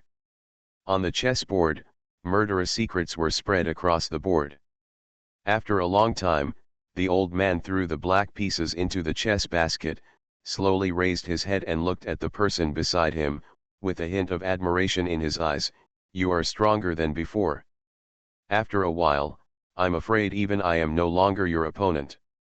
The heroic man grinned and said, "Master, you are ridiculous. Your Taoism is profound and unpredictable. If you hadn't deliberately let me down a few times, I would not be your opponent at all." "Haha, are there any gains from this retreat?" the old man asked with a slight smile. The heroic man nodded, with a look of pride on his face, and said calmly, "This disciple has entered the third level of the Saint's Peak realm, and is only half a step away from the fourth level. I believe it won't take long to break through." "Okay, haha, you are worthy of being a cultivation wizard who is rare to see in 10,000 years in Qingtian Temple." The old man clapped his hands and laughed, feeling extremely pleased. There was a hint of arrogance in the brows of the heroic man. He pondered for a moment and then asked, "Master, you have been secretly observing Yexian during this time. What is your purpose?" "Yexian is a rare Ninyan body, and has extraordinary potential. If you can absorb the Ninyan energy to temper your physical body, you can definitely successfully condense the Holy Spirit Yuanfei. By then, you will have the qualifications of dual saints, and you may not be able to reach the imperial realm." "Hope," the old man said. "Ninyan body," the heroic man blinked for a moment, and his heartbeat suddenly increased. "But, she is my sister after all." The heroic man hesitated for a moment, and finally said, with a hint of scruple in his tone. He did not want to hurt Yexian, but he could not refuse the old man. Alas, the old man shook his head, sighed softly, cast his gaze into the void, and murmured, "More and more sacrifices are needed over there. If this continues, the centenary celebration will probably turn into a 10-year celebration. You have to become stronger, at all costs. We have no choice. You have to remember that it is worth sacrificing something for the sake of the section." The old man's tone suddenly turned cold. When the heroic man heard this, his body trembled suddenly. He knew which way the old man was pointing. He lowered his head and did not answer, but his face gradually turned cold, his fists were clenched and his knuckles turned white. The heroic man lowered his head and said nothing, clenching his fists tightly and cracking his knuckles, showing his inner struggle. After a long time, the heroic man took a deep breath, his deep eyes gradually became firm, and he gritted his teeth and said, "Master, please rest assured, for my Qingtian temple, this disciple is willing to sacrifice everything, even his life." "Okay," the old man nodded happily, and then said, "Don't worry, I will never take her life. I have my own plan." The heroic man thought for a moment, then nodded and said, "My disciple, everything is based on the master's instructions. No matter what the outcome is, I will not blame you. Go on, go down and get ready. The centenary celebration still needs you to shine." The old man waved, and the heroic man saluted respectfully and immediately exited the courtyard. After the heroic man left, the old man's eyes slowly closed, and a strong sense of exhaustion instantly surged through his body. As if he had lost all strength, he lay limply on the chair. "Why?" After a long time, the old man let out a long sigh, with a hint of self-mockery in his eyes. "View the blue sky, watch the blue sky, ha, it's just a joke.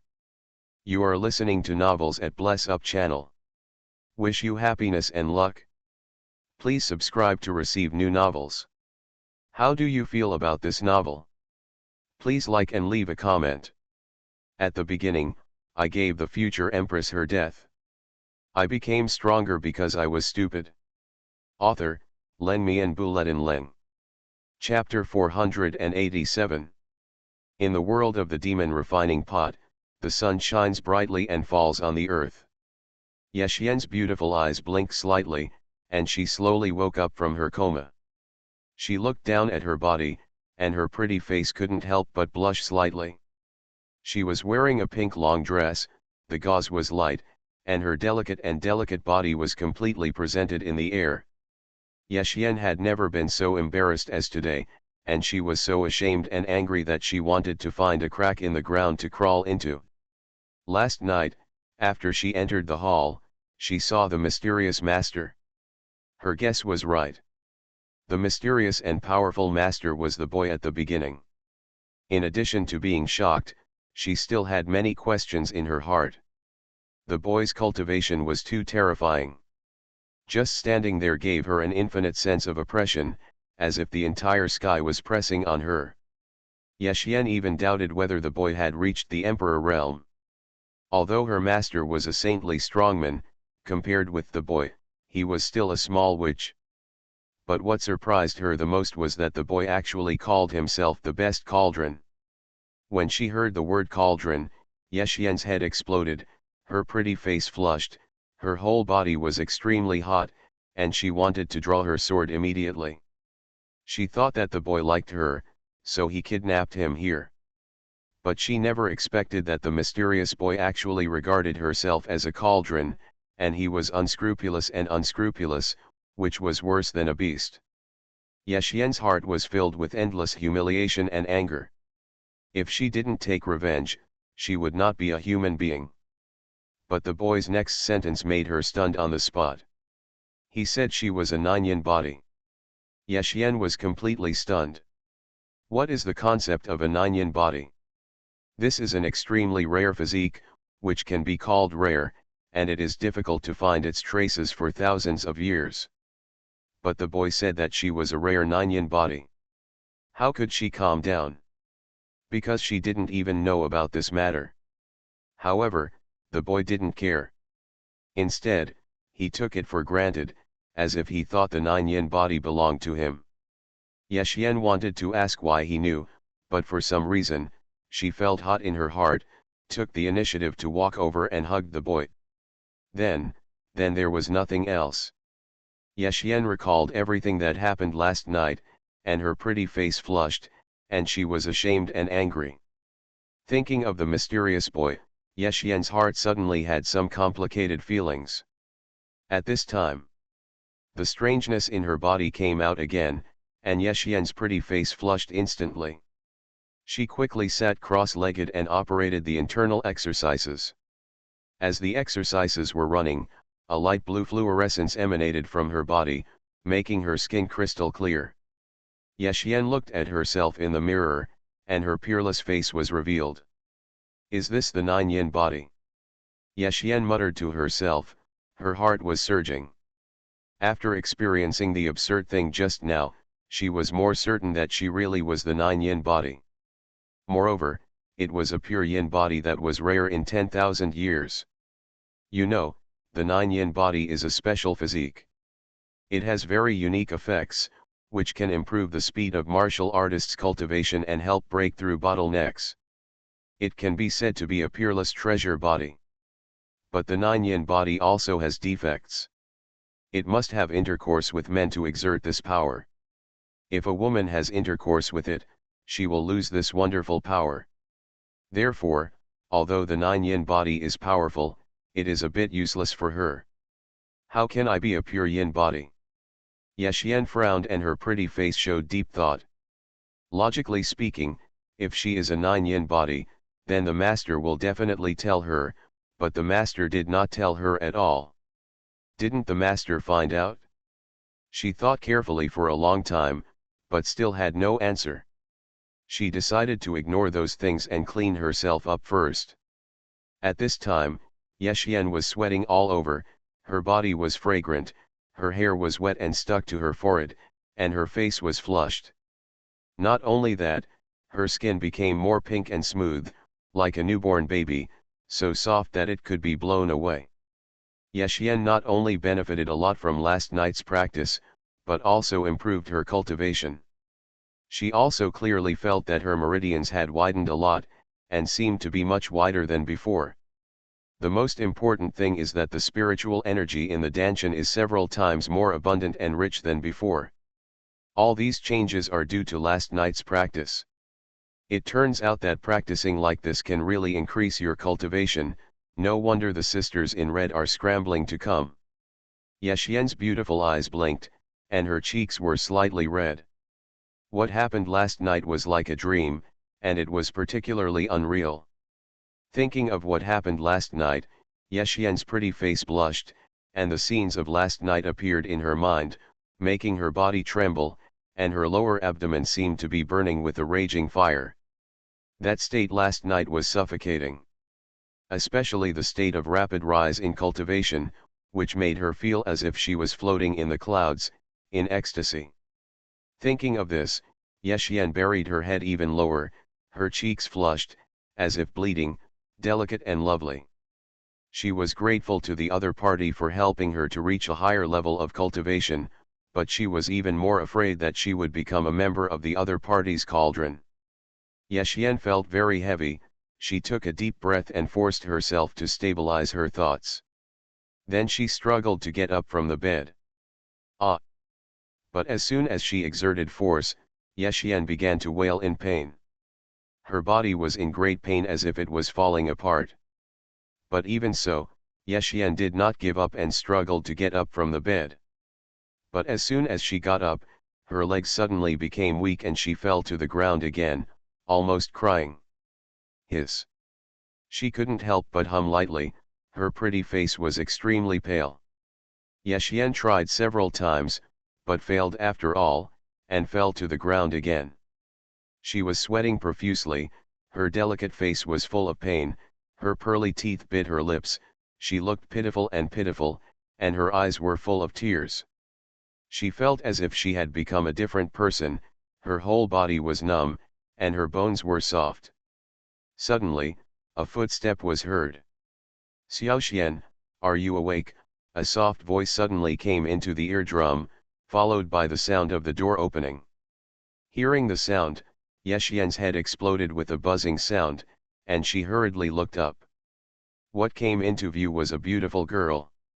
She was wearing a purple dress, with a graceful figure, black hair falling down, skin whiter than snow, delicate facial features, bright eyes, white teeth, and a sweet smile, giving people a beauty that could overwhelm the whole country, as if she were a fairy in a painting. But when Yexian saw this girl, she was scared to death, her body trembled violently, and her face was extremely pale. May sister." Her voice trembled, and she stared at the purple dress girl with great fear. The person who came was Sumair, the nine-tailed fox. If Yexian's favorite big sister was the red-clothed sister, then the one she was most afraid of was the Mayor sister in front of her, whose body was a fox. Everything that happened last night was still vivid in her mind. The other party's methods and tricks left a deep impression on her, and she even remembered it clearly. Before this, Yexian had never thought that she could practice like this, which simply overturned her cognition. "Xiaoxian, why does your breath seem to be weaker?" Sumair frowned and asked worriedly, "Did you get hurt too badly yesterday?" Yexian shook her head, her eyes flashing with panic. "No, just a little tired." Sumair walked towards the bed with a smile on her lips. "Sister Xian, you seem to be very afraid of me." Yexian shrank back to the bed involuntarily, her eyes full of fear, and she dared not look directly at Sumair. Sumair smiled playfully. "Sister Xian, don't be nervous, you have successfully transformed into a real woman. Practice with me in the future, I promise you will become more beautiful." Sumair walked slowly towards Yexian with a charming smile on her face. Sister Mayor, you, what do you want to do?" Yexian dodged in panic, with fear written all over her pretty face. "Oh, don't react so strongly. Are you still angry with your sister?" Sumair smiled gently and walked slowly towards Yexian. Don't come over. Seeing Sumair getting closer and closer, the panic on Yexian's face gradually turned into fear and she screamed. Then she wanted to escape from the room. Sumair stretched out her right index finger and gently tapped Yexian. In an instant, Yexian felt that her body was imprisoned by an invisible force and could not move at all.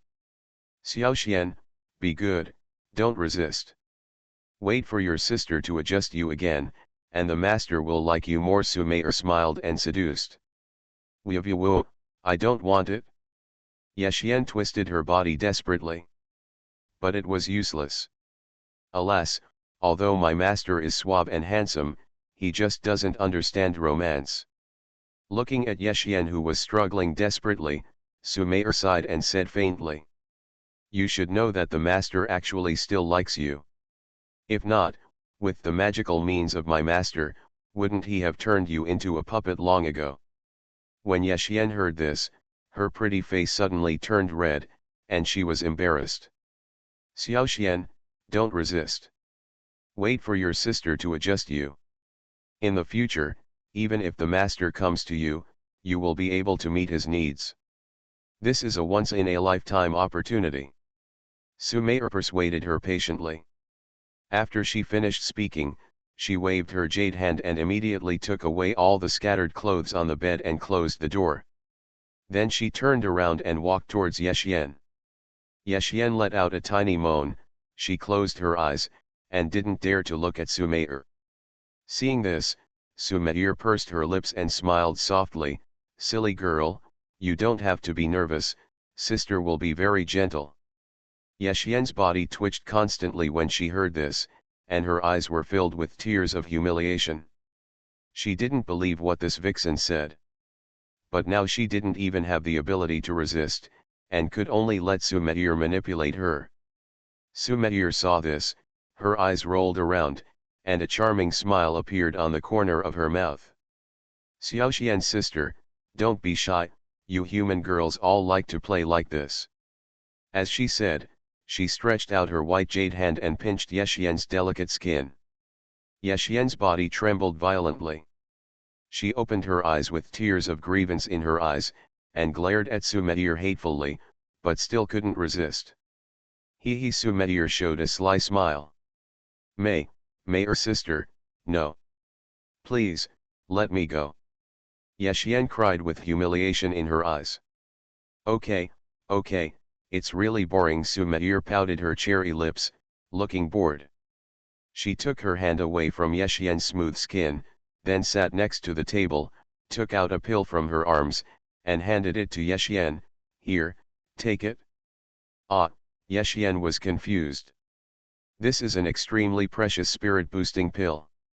Those who take it will not only greatly increase their cultivation, but also improve the qualifications of the monks. Sumair chuckled and said, not everyone can own this kind of treasure. I went through all the trouble to get 2 of them from the owner. But this time, my sister is kind-hearted and specially left one for you. I hope you can seize this opportunity, work hard to improve your realm, and strive to become a true master. Hearing this, Yexian's beautiful eyes narrowed. You mean? Well, actually, this is a reward specially given to you by the master, Sumair said with a smile. Really? Yexian felt huge surprise in her heart. A treasure of this level was given away casually. How powerful is this evil man? Sumair raised her neck proudly. What kind of existence is the master? Yexian remained silent, her heart filled with shock and fear. How can any woman resist such a monster-like man? Of course, if you are lucky, you may be able to get other rewards. Sumair seemed to have guessed Yexian's thoughts and said with a smile. Other rewards? Yexian was stunned. You must be aware of the master's temperament. You can just imagine, the master usually ignores us people, but he only treats you differently. Guess why? Sumair seemed extremely satisfied with Xianye's expression and said with a smile. Because, am I very qualified? Xianye asked, something that made her face turn red with embarrassment. You're only half right. Sumair shook her head. Physique is one thing, and your identity is another. Do you think a being like the master will lack talented beauties? This. Yexian was speechless, but then she suddenly realized something and her eyes trembled slightly. My identity? You mean, the master wants to deal with Qingtian Temple? Sumair glanced at Xianye appreciatively. Yes, that's exactly it. Boom. As if there was thunder in the clear sky, Yexian's head buzzed and exploded, and the whole world fell into chaos. It turned out that he actually wanted to deal with Qingtian Temple. Yexian clenched her fists tightly, and the anger and hatred in her heart almost burst out. What, are you angry? Sumair noticed the change in Yexian and couldn't help but ask. Yexian gritted her teeth and said bitterly, Qingtian Temple is the sect that trained me, and I will never betray it. So, Sumair raised her eyebrows and stared at Xianye teasingly. Xianye took a deep breath and said resolutely, even if I am shattered to pieces, I will defend the honor of Qingtian Temple to the death. Sister Xiaoxian, don't be so extreme. In fact, you can also use another gentler method to protect Qingtian Temple. Sumair suddenly flashed her big eyes and blinked, acting cute to please others. Yexian raised her hazy watery eyes, frowned slightly, and asked a little confused, what can I do? He, you can do this, and then do this and this. Sumair leaned close to Yexian's ear and whispered. Ah! Are you sure you can do this? Yexian's pretty face instantly turned as red as a burning cloud. Don't be afraid, sister will be there to help you. Sumair patted her chest and looked confident. I, Sumair, am a nine-tailed demon fox. Just follow my instructions and you will definitely succeed. Believe me, this is the best way for you. But. Yexian bit her lip, her eyes red. Although there was still some reluctance in her heart, she somehow managed to nod her head and agreed. So, before Yexian inadvertently, she was led away by Sumair's nose. Haha, now it's fun. Seeing this scene, Sumair smiled as bright as a flower. She hugged Yexian's slim waist, hugged Yexian into her arms, then leaned close to Yexian's ear and whispered something. Suddenly, Yexian's body froze. Ah, you are crazy. Yexian screamed, that kind of thing, how could you do this? He, isn't this quite fun, Sumair said with a smile. Hurry up and let me get up, Yexian struggled to stand up, but Sumair refused to let go and deliberately pressed her on the bed. Xianye's figure is exquisite and smooth, and Sumair herself is also very beautiful. At this moment, the two women were close to each other, breathing together. Any man who sees this charming and ambiguous scene will probably feel his blood boiling and feel extremely uncomfortable. What are you doing? Stop making trouble. Yexian was extremely shy. Oh Sister Xiaoxian, Sumair muttered, pretending to be aggrieved, I am helping you, is this wrong? I didn't. Yexian hurriedly retorted, but unfortunately, the description became darker and darker. Since you haven't, then don't resist, Sumair tempted, relax, I will teach you a new secret this time, after you learn it, he. Yexian panicked and tried to escape, but still couldn't get rid of Sumair's invasion. Oh. After a while, Yexian's intermittent sobbing could be heard in the room. At the beginning, I gave the future empress her death. I became stronger because I was stupid. Author, Len Mian Bulletin Leng. Chapter 488. Qingtian Temple. Ye Bufan sat cross-legged in the courtyard, closing his eyes and regulating his breathing. The surrounding spiritual energy gathered, like small spiritual snakes, flowing through his limbs and bones, moisturizing every inch of his skin, washing away the impurities in his body. He faintly exuded a faint light, extremely sacred, and a transcendental aura permeated his whole body. At this moment, Ye Bufan was like a banished immortal, with high spirits and elegant and unrestrained. Shua. Yabufan suddenly opened his eyes, and two beams of light burst out from them, piercing the air, with a trace of electric arc, which was breathtaking. I am only a little bit away from a breakthrough. I hope that this centenary celebration can give me the opportunity to find that breakthrough. Yabufan felt the surging and vast power in his body, and his heart was excited, and the corners of his mouth were raised with an arc of excitement. But the next moment, he didn't know what he remembered, sighed and murmured, but it's still a long way from the Emperor realm. This distant realm may take hundreds or even thousands of years to reach. The Emperor realm is the final realm of martial arts practice. Only when a martial artist reaches this level can he truly step into the peak of martial arts. The lifespan can reach 30,000 years. It is said that the Emperor realm strongman can destroy the world and turn the rivers and seas upside down in a single thought. It can even reverse yin and yang, break through the barriers between the two realms, and cross the void. That has reached the ultimate level of martial arts. It is said that at the peak of martial arts, one can also control the mysterious power of reincarnation, creation, etc., and possess the power to move mountains and fill the sea. It can be said to be the supreme power that penetrates the sky and the earth. Yabufan had seen the famous Qingtian Temple ancestor emperor in the classics of Qingtian Temple. With just one blow, he sank a continent and destroyed the entire continent. That kind of unparalleled grace is simply horrifying, and it is impossible to guess how powerful it is. Unfortunately, Yabufan has not even reached the quasi-emperor level, and cannot peek into that kind of existence, nor can he touch that level. Because it is too far away. Throughout the ages, among the billions of cultivators, only a few can pass this level. Because if you want to step into this realm, you must comprehend the law of the Emperor. The law of the Emperor contains the ultimate truth of heaven and earth, which is infinitely mysterious and unpredictable. Only by comprehending the law of the Emperor can you master the mystery of the Emperor realm. But how difficult is this? Even if you are gifted and have amazing qualifications, you will inevitably stop before the quasi-emperor realm and cannot surpass it. The Emperor realm represents the peak of martial arts and the limit of the continent. Only by stepping into the Emperor realm can you be a true martial arts master, superior to all living beings. Alas!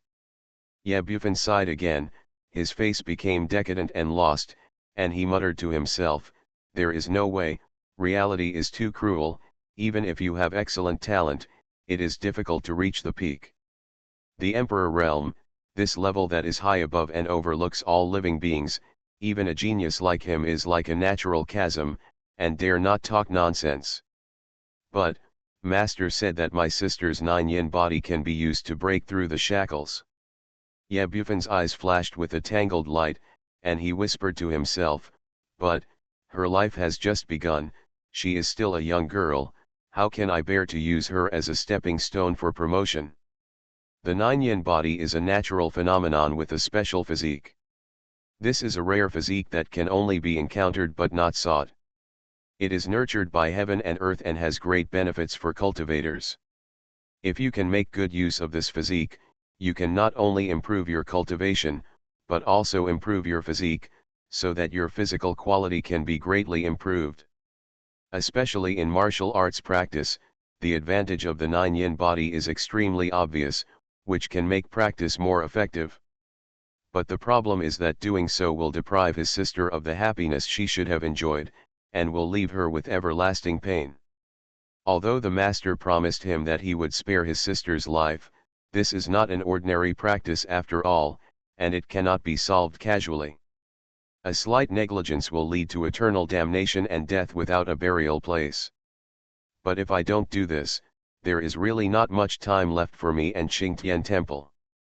Yabufan frowned, his expression changed, and his thoughts were in a mess. Maybe I can't even make it to the next centenary celebration. He was full of contradictions.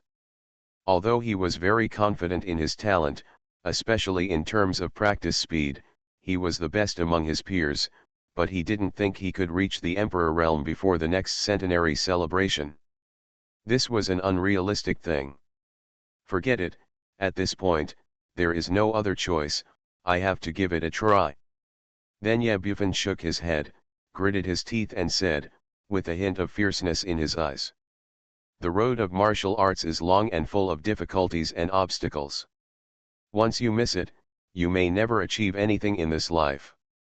Besides, I am not doing this for myself, but for Qingtian Temple and the entire human race. What is this sacrifice worth?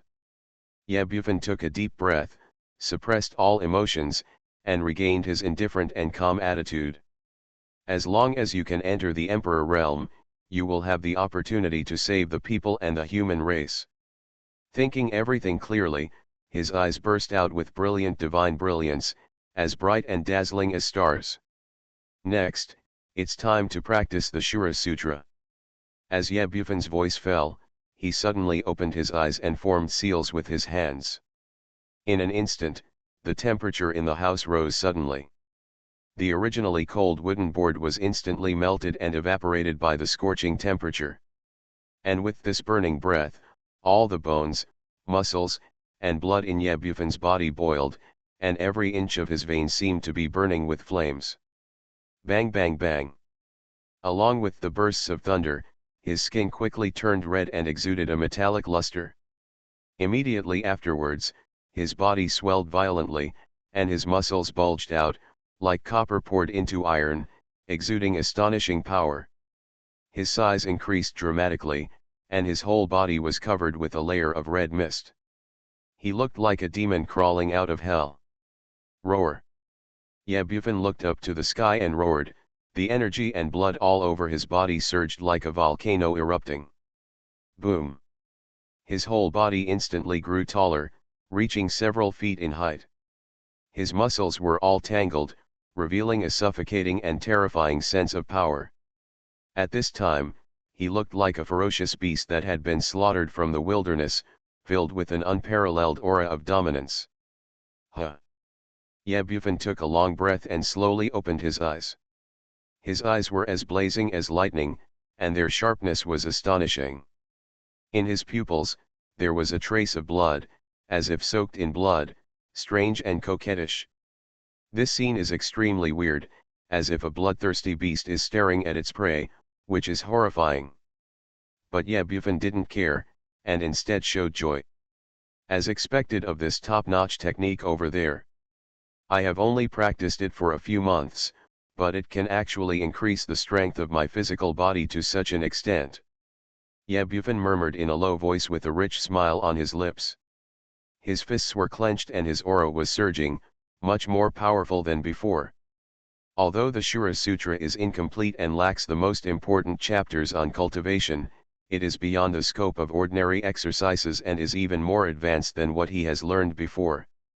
Ye Bufan can be sure that with this technique, his combat effectiveness will increase several times. What's more troublesome is that every level of cultivation requires a large amount of blood essence and blood, which consumes a lot of resources and treasures. Ye Bufan thought to himself, fortunately, I was prepared, otherwise, I would never have achieved what I have today. The Shura Sutra has 9 levels in total, and he has fully understood the first 3 levels. Each level requires swallowing the essence and blood of countless monks and refining and integrating it into the physical body in order to transform one's physical body. And these monks must be at the lowest level of the Yuanshen realm. According to records, the further they practice, the blood essence and resources they consume will increase exponentially, which is very shocking. The centenary celebration starts in 2 days.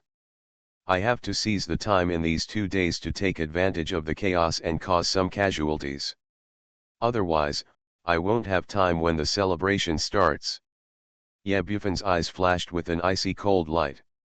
But why hasn't Master Yan Zi come back yet? All the major sects have arrived one after another, but he still hasn't returned. Something is wrong. Ye Bufan suddenly frowned, feeling a little anxious, but he couldn't figure it out. During this centenary celebration, Qingtian Temple was responsible for informing the disciples of each sect that Master Yan's was a true member of the sect and had a high status. It stands to reason that there should be no problem if he personally takes action in this situation, but he has yet to return. Just as Ye Bufan was thinking wildly, a sound of footsteps suddenly came from the outside world, interrupting his meditation.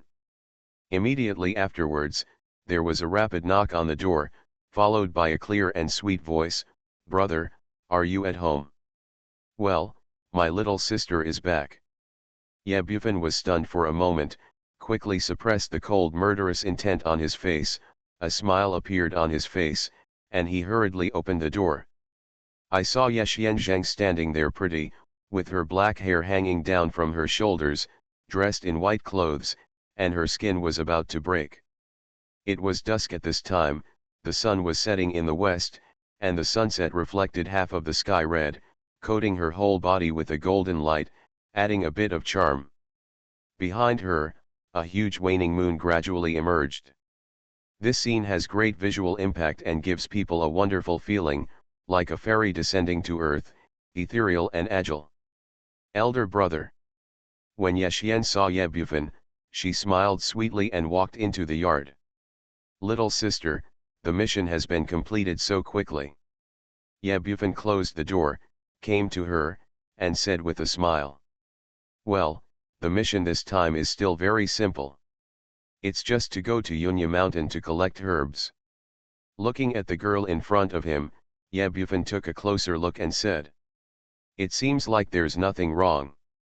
I'm worried about what danger you might encounter outside. I'm not stupid, what danger can I encounter? Besides, in Deoxuan domain, who dares to take action against our Qingtian temple? Ye Xian smiled, showing 2 rows of white teeth. Ye Bufan smiled slightly, isn't the centenary celebration coming soon? There are many mixed people coming to Deoxuan domain. It is inevitable that there will be young people who make trouble. You must pay attention to safety. His worries are not unfounded. After all, although Qingtian Temple has a great reputation in Deoxuan domain, people in other remote areas may not know much about it. If you really encounter some crazy people, it is possible to kill and set fire in order to snatch resources. Don't worry, I know the severity and everything will be fine. Ye Xian patted her chest in assurance. Ye Bufan nodded and warned again. But little sister, since you are back, don't go out anymore, just stay in the section. Why? Ye Xian blinked her dark eyes and said in confusion. Because I only have you as my sister, I certainly don't want you to get into trouble, so you should stay in Qingtian Temple.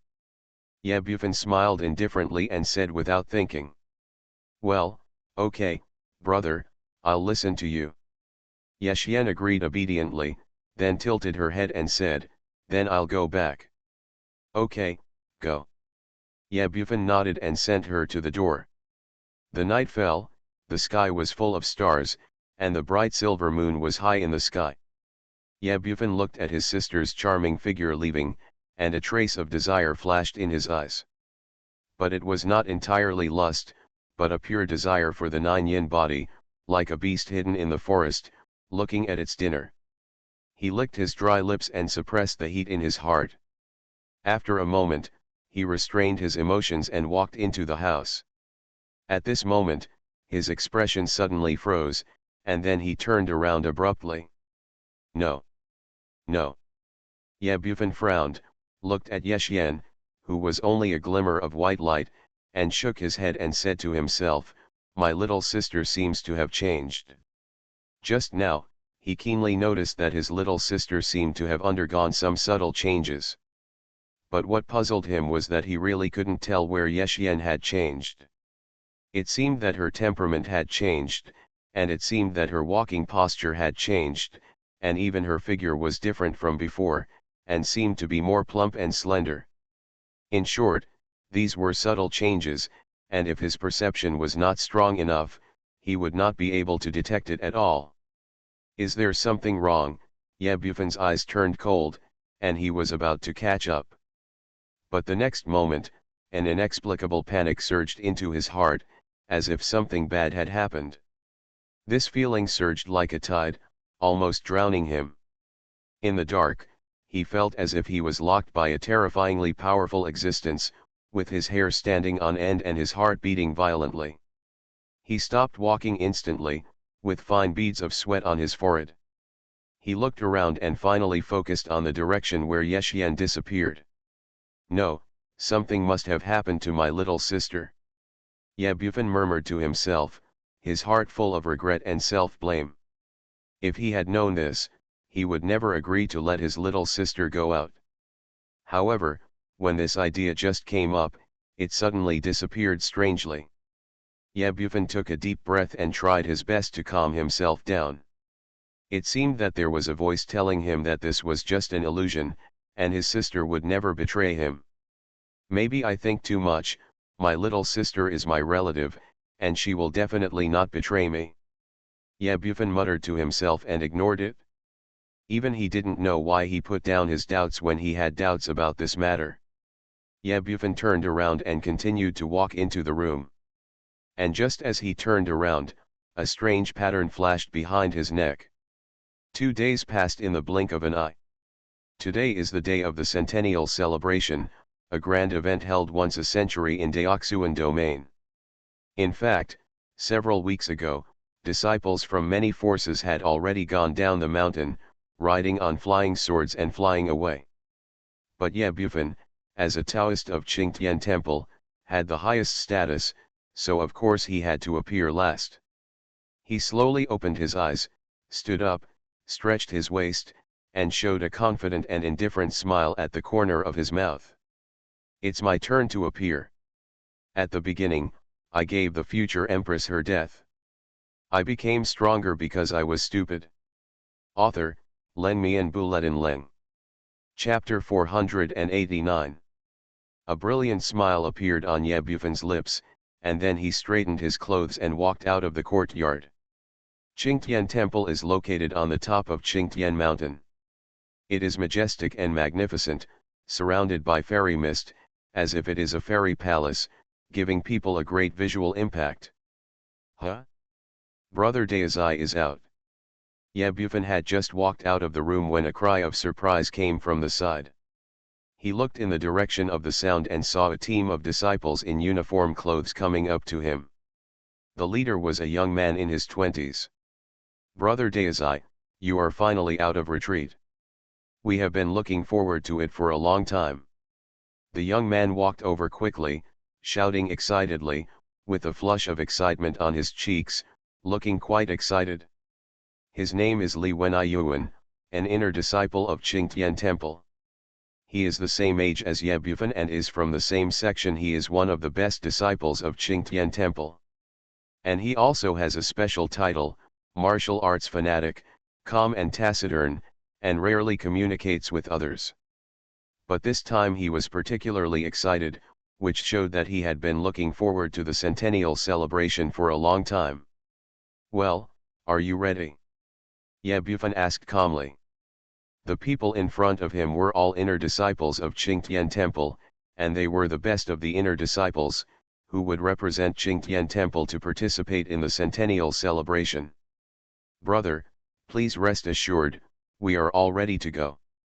Li Wenyuan nodded solemnly, then bowed and said. Very good, in that case, then follow me. Ye Bufan walked out while speaking. Although his steps were steady, they implied a certain rhythm, and every step he took seemed to be stepping on the air. The seemingly simple and plain steps actually contained some wonderful rules.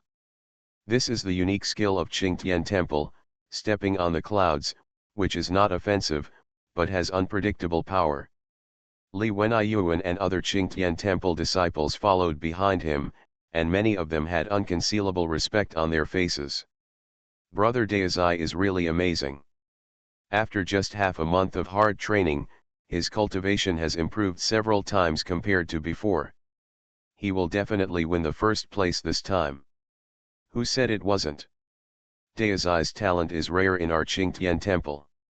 Even the head teacher praised him and said that Brother Daozai has the opportunity to enter the legendary Emperor realm. Humph, I want to see who dares to challenge our Qingtian Temple at this centenary celebration. A group of disciples talked a lot, and their eyes looked at Ye Bufan more and more fiery. Ye Bufan glanced at them indifferently, without any emotional fluctuations, and still kept a steady pace, leading all the disciples to the main peak Qingtian temple. The scenery along the way was magnificent, like a fairyland, with various spirit beasts flying and galloping in the mountain stream, a peaceful and tranquil atmosphere. Ye Bufan led a group of Qingtian temple disciples and met many outer disciples of Qingtian temple along the way. They followed from a distance, talking a lot, and were all guessing about the progress of Brother Daozai's cultivation. "Look, that's Brother Daozai, so handsome. How did his aura become so strong? Has he made another breakthrough? It should be. I heard that Master Daozai has been in seclusion for many days for the centennial celebration. Such a terrifying cultivation speed, apart from the headmaster, only Brother Daozai has achieved it. Oh, I really want to get to know Daozai. Even if I can only learn and practice with Daozai, it would be a great honor." Hearing the discussions of the people around him, Li Wenyuan frowned slightly. He turned his head and glanced at Ye Bufan beside him. There was a hint of jealousy in his eyes, but he quickly restrained it and did not attract the attention of others. Qingtian Temple covers an area of hundreds of thousands of hectares, with buildings standing in rows, divided into 5 giant squares in the east, south, west, north and center, each of which is magnificent. Not long after, everyone arrived at the main peak, Qingtian Peak. This mountain range stretches for thousands of miles, magnificent and spectacular. From a distance, it looks like a sleeping dragon. A magnificent and solemn square was built on the top of the main peak, with 9 towering stone pillars standing on it, forming a pattern of 9 palaces and 8 trigrams. On the 9 stone pillars, lifelike runes were drawn, revealing rich spiritual power fluctuations, showing their excellent quality.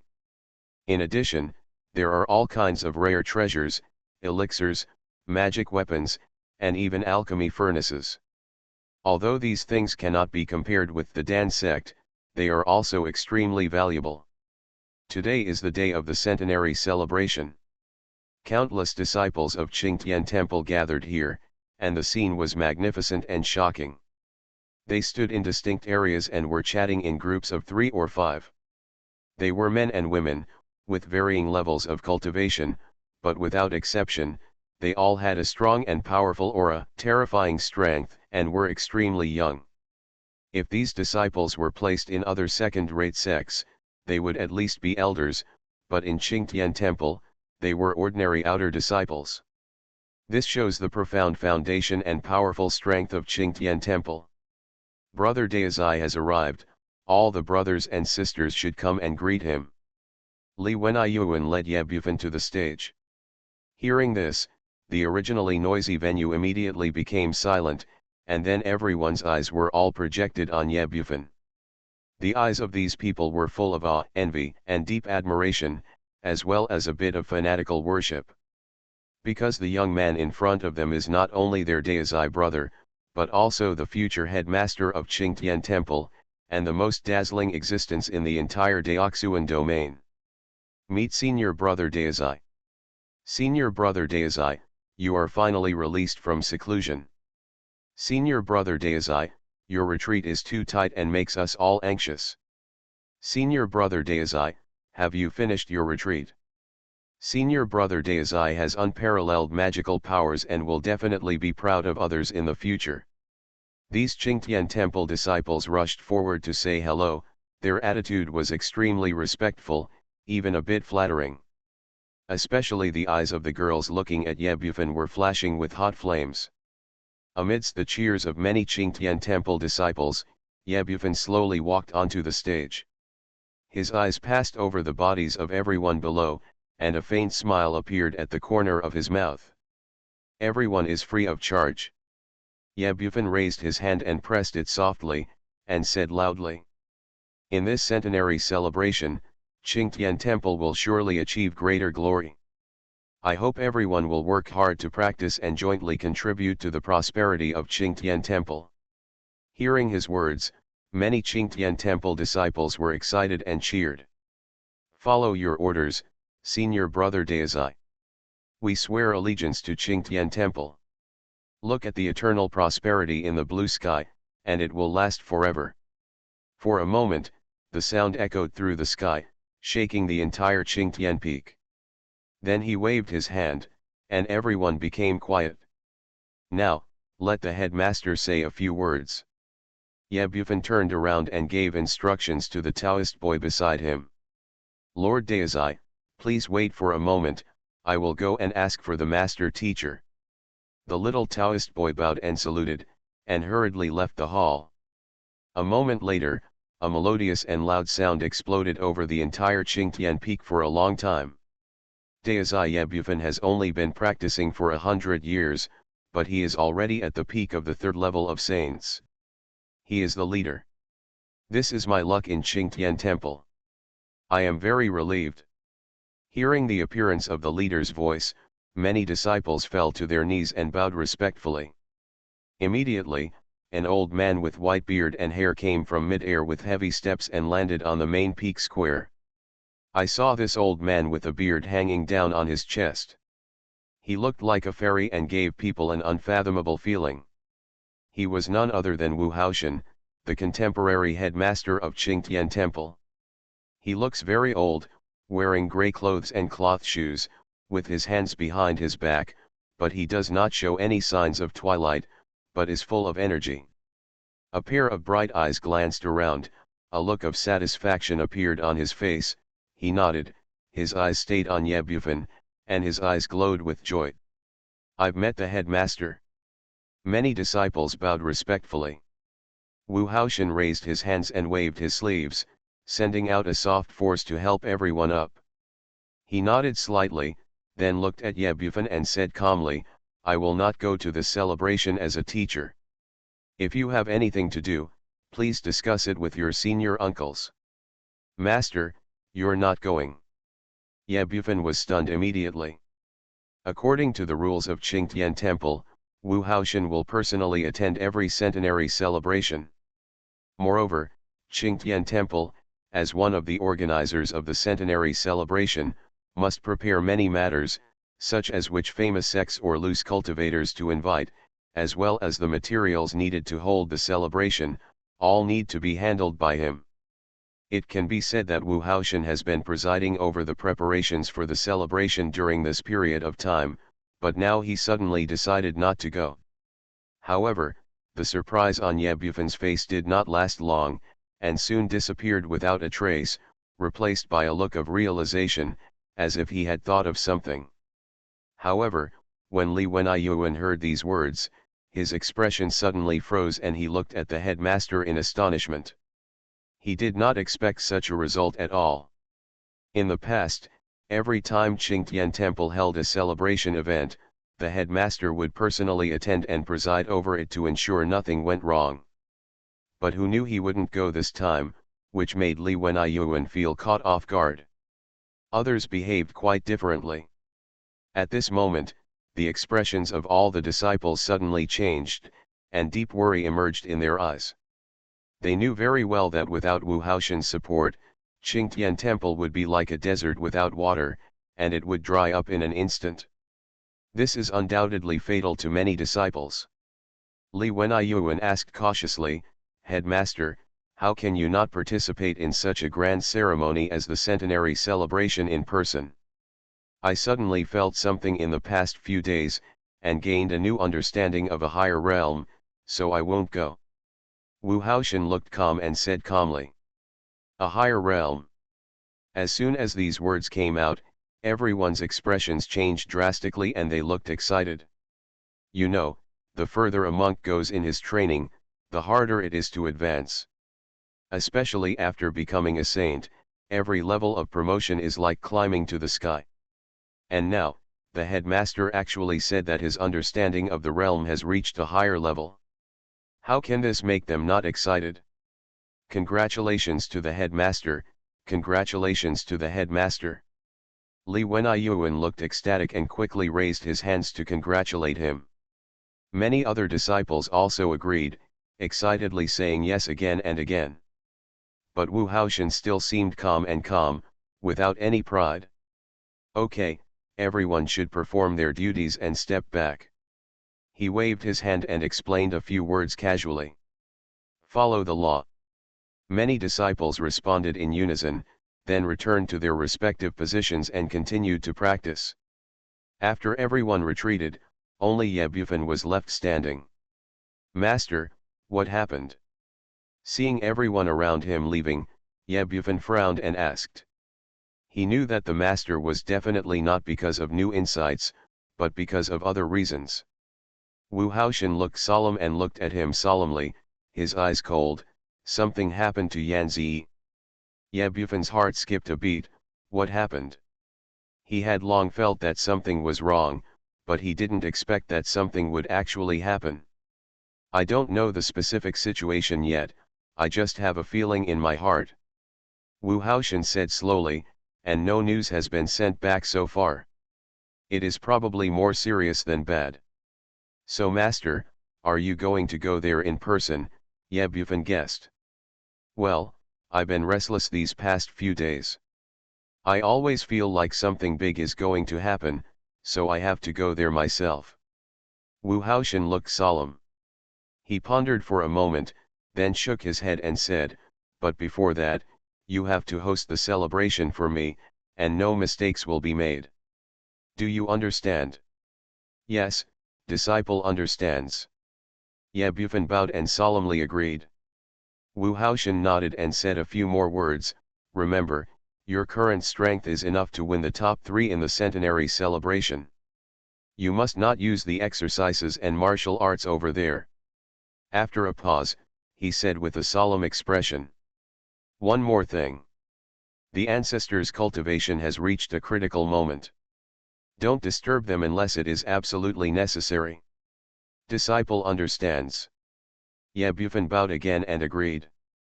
In this case, you should go down the mountain now and lead the elders and disciples to All Saints Mountain. Remember, don't waste time. Wu Haoshan warned earnestly. Yes, disciple, take the order. Ye Bufan bowed again. Good. Wu Haoshan patted him on the shoulder, then I will take my leave for the time being.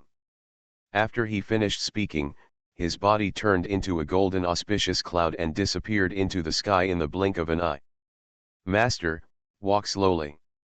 After watching him leave, Ye Bufan turned around and looked at the empty square in front of him, his face uncertain. After a long time, he suddenly smiled strangely. Ancestors' cultivation has reached a critical moment. Well, if I refine them, my strength will definitely be greatly improved. After finishing speaking, the corner of his mouth traced an evil arc, and he walked out of the hall. The disciples and elders of Qingtian Temple who were participating in the celebration were already waiting outside the hall. When they saw Ye Bufan coming out, they all gathered around him. Ye Bufan no longer hesitated, waved his hand and commanded, let's go. Halloween Mountain. A deserted land located in the eastern part of Deoxuan territory is a veritable forbidden land of life. It is said that tens of thousands of saints have died here, so it is named All Saints Mountain. Later, an emperor took action and transformed it into a huge martial arts arena for monks to practice and compete. After thousands of years of development, it was chosen as the competition ground for the centenary celebration by the 4 holy places in Deoxuan domain, and it became completely prosperous. Today, at the foot of Halloween Mountain, a dense crowd of monks gathered. At least there are more than hundreds of millions, and they all come from various sects, aristocratic families, dynasties, hidden families, and even casual cultivators. Now, everyone looked at the top of Halloween Mountain with fiery eyes, and some even had their legs trembling, unable to hold back the excitement in their hearts. However, among the crowd, a group of people also attracted a lot of attention, because these people are so dazzling, and they are all peerless fairies. You are listening to Novels at Bless Up channel. Wish you happiness and luck. Please subscribe to receive new novels. How do you feel about this novel? Please like and leave a comment. At the beginning, I gave the future empress her death. I became stronger because I was stupid.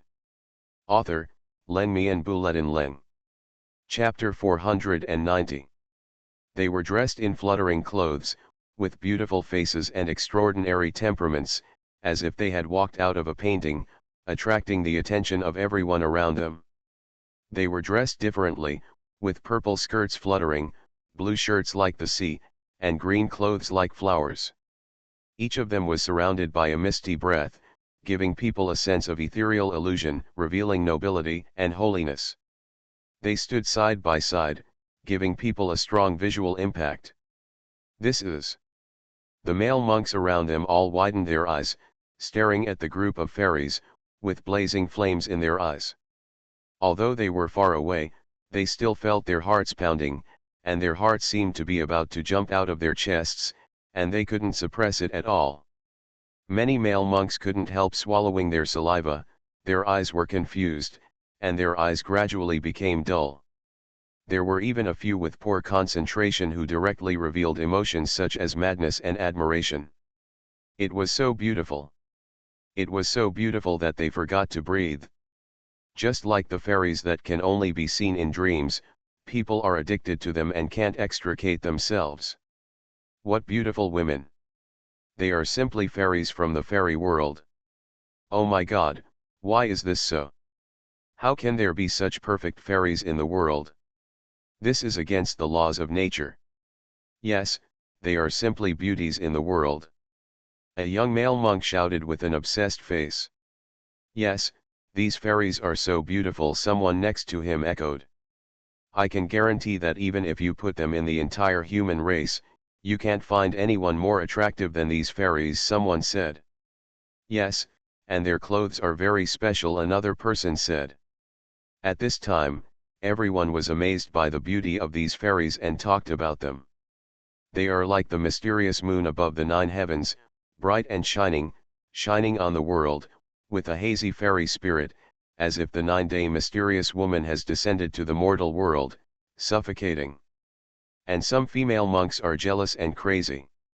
This group of female monks are so beautiful, especially their ethereal temperament is even more fascinating. Even if they just stand there quietly, they are enough to become goddesses in the hearts of many male monks. Some jealous female monks secretly gnashed their teeth, full of resentment and unwillingness.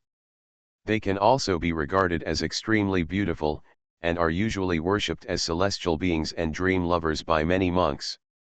But compared with this group of fairies that suddenly appeared out of thin air, they still seem to be eclipsed, with no sense of existence, and are not even qualified as foils. Who are these women? How can they be so stunning? A female monk couldn't help but whispered, with a strong sense of jealousy and unwillingness in her words. They should be the legendary fairies who have come down to earth, the female monk next to her whispered. Nonsense, how can there be real fairies in the world? They must be deliberately making a mystery. A female monk immediately rejected it. As soon as this was said, it immediately won the approval of many female monks, who thought she was reasonable. How could there be real fairies in this world? Heh, pretending, I want to see who you can fool. That's right, how can there be so many fairies in this world? It's obvious that they are using a sleight of hand to deceive the world. The jealous female cultivators sneered and felt deeply hostile to this group of women. Humph, I knew they had no good intentions, and it turned out to be so. Everyone, disperse quickly, and don't let them be bewitched. However, their shouts did not win anyone's support. Instead, more and more male cultivators gathered in that direction, surrounded this place, and looked at it with burning eyes. Seeing this, the female cultivators were furious and stomped their feet in hatred, but they could do nothing. After all, they were so beautiful that they had a strong killing power on male cultivators. Even those old antiques who had practiced for hundreds of years might not be able to resist their charm. But what surprised them even more was that this group of fairies seemed to be in the same group. What does this mean? This means that these fairies may come from the same sect and the same force. Which sects and forces are these from? How did they suddenly appear? For a moment, they racked their brains but could not guess, and they dared not show any more, for fear of causing trouble, and could only watch silently with envy and jealousy. After the fairies appeared, they stayed quietly aside and ignored the strange looks around them. And those male monks were still talking about it, with no sign of stopping, and they looked intoxicated and unable to extricate themselves. "Does anyone know who these fairies are?" a monk couldn't help asking. "I don't know. I haven't seen them either. They shouldn't be from our Xuanhuan domain. They are not from our Luo domain either, otherwise I should know something. They are also not from our Jile domain. Strange, I have never heard of such beautiful fairies." Everyone shook their heads, knowing nothing about their identities. However, they still couldn't bear to move their eyes away, staring at these beautiful fairies without blinking, with an infatuated look on their lips that could not be retracted for a long time. Even some male monks who were a little older were no exception. When they saw them, their hearts were pounding and they wanted to rush up to show their courtesy. These fairies not only have peerless beauty, but the most eye-catching thing is their ethereal aura, which is as pure and flawless as a snow lotus on a mountain, making them intoxicated. But this is only a fantasy. If they really put it into action, they will be timid and dare not take a step forward. Because the temperament of these fairies is too noble, too cold, and too detached from the mundane world, they are simply not within their reach. No matter what they think in their hearts, at this moment, they have become the focus of the whole audience and have attracted much attention. I guess they should be disciples from a hidden sect who have come out to practice. After all, only cultivators of this level are worthy of such extreme beauty and figure. The young cultivator who spoke first analyzed. As soon as the statement came out, it was immediately recognized by many people around. They nodded and praised, yes, they must be disciples of a hidden sect, because ordinary forces can never cultivate so many peerless beauties. No matter what, it is enough to see such shocking fairies in this life, someone said enviously. A woman of this level, even in the immortal palace, would be considered a peerless beauty, someone murmured in a low voice, full of yearning. "I know." Suddenly, a scream resounded in all directions, and everyone looked in the direction of the sound and found that it was a young monk who had just been shocked. At this moment, his face was red, his mouth was wide open, his eyes were wide open, and he was full of disbelief. "I know them," he pointed to the front excitedly, and he stuttered when he spoke, "Look, there is a pretty woman in white among them, I have seen her." Really, hearing this, everyone cast their eyes in the direction pointed by the young man's finger. The woman in white had an exquisite appearance, curved eyebrows, a small and delicate nose, and a cherry mouth slightly pursed, looking cold and beautiful. Although her expression was indifferent, she still couldn't hide her stunning appearance, which made people unable to look away. She is the Saint Chen Yaoxi of the Yaoguang Holy Land in the Apocalypse domain. I have seen her once before, and I will definitely not make a mistake, the young male cultivator said with certainty. Apocalypse domain. Could this force be the Yaoguang Holy Land in the Apocalypse domain? I heard that the Yaoguang Holy Land is composed entirely of women, so it is not wrong in this case. Yes, our Luo domain and the Apocalypse domain are allies, and I have heard about the Yaoguang Holy Land earlier. So they are fairies from the Yaoguang Holy Land.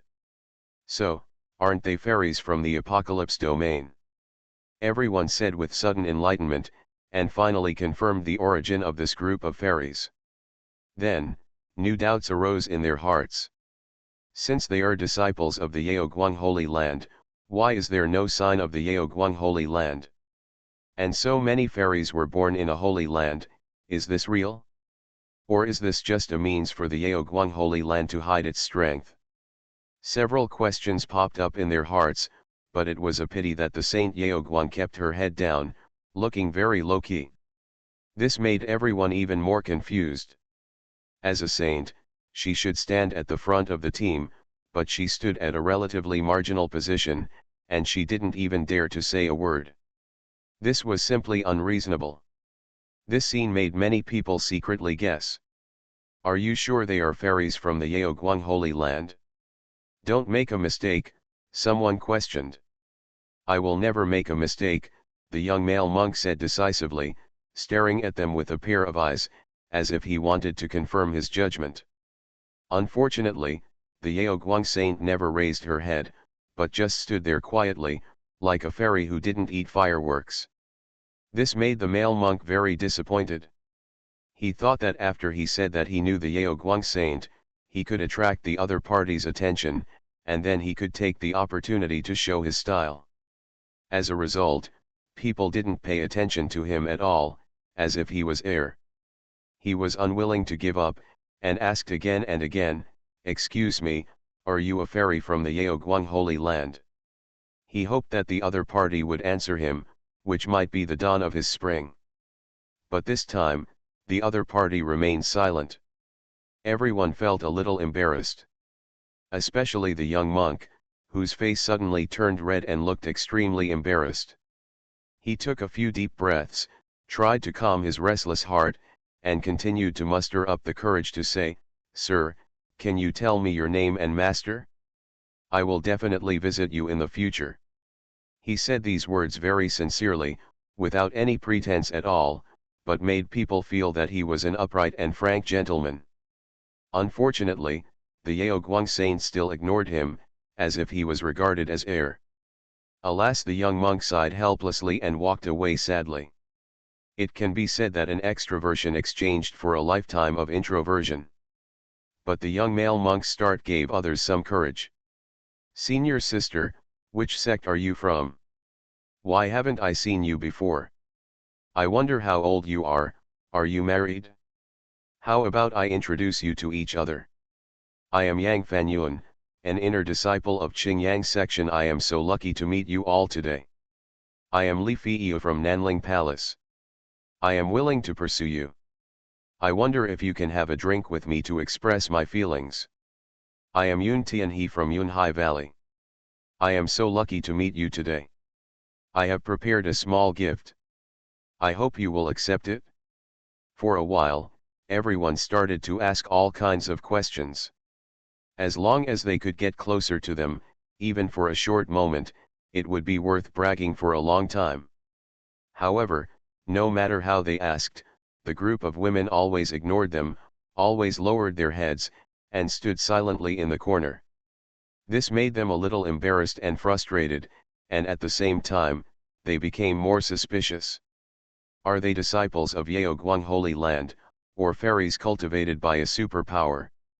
Not only those ordinary young monks, but also some big figures of first-class forces, also showed suspicious looks, secretly looking at this group of mysterious women. Suddenly, among the fairies, a fairy in a white dress walked forward. Her steps were neither fast nor slow, and her lotus steps moved lightly, like a blooming white lotus. The eyes of those male monks suddenly lit up, and they all focused their eyes on this fairy. The fairy's facial features were extremely delicate, with white and delicate skin, a straight nose, and bright red and full lips. This is a truly peerless beauty, with a graceful and exquisite figure and curvaceous curves. The most amazing thing is that there are 3 cinnabar moles on her forehead, which are as bright as stars. Seeing her, the crowd's discussion stopped abruptly. They were all deeply attracted by her, holding their breath, staring at her in a daze, without blinking. However, she ignored the hot eyes around her and walked straight forward. Everyone suddenly looked strange and whispered secretly, "Where is she going?"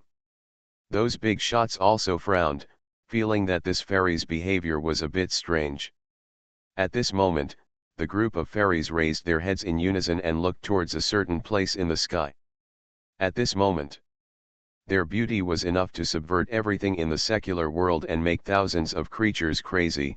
Even the scorching sun in the sky became dim and covered by their light.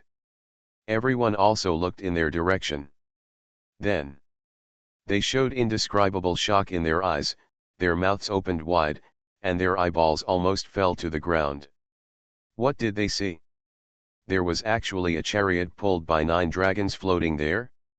It was noble and elegant, majestic and magnificent. Every scale was shining with golden light, emitting a terrifying wave of breathtaking.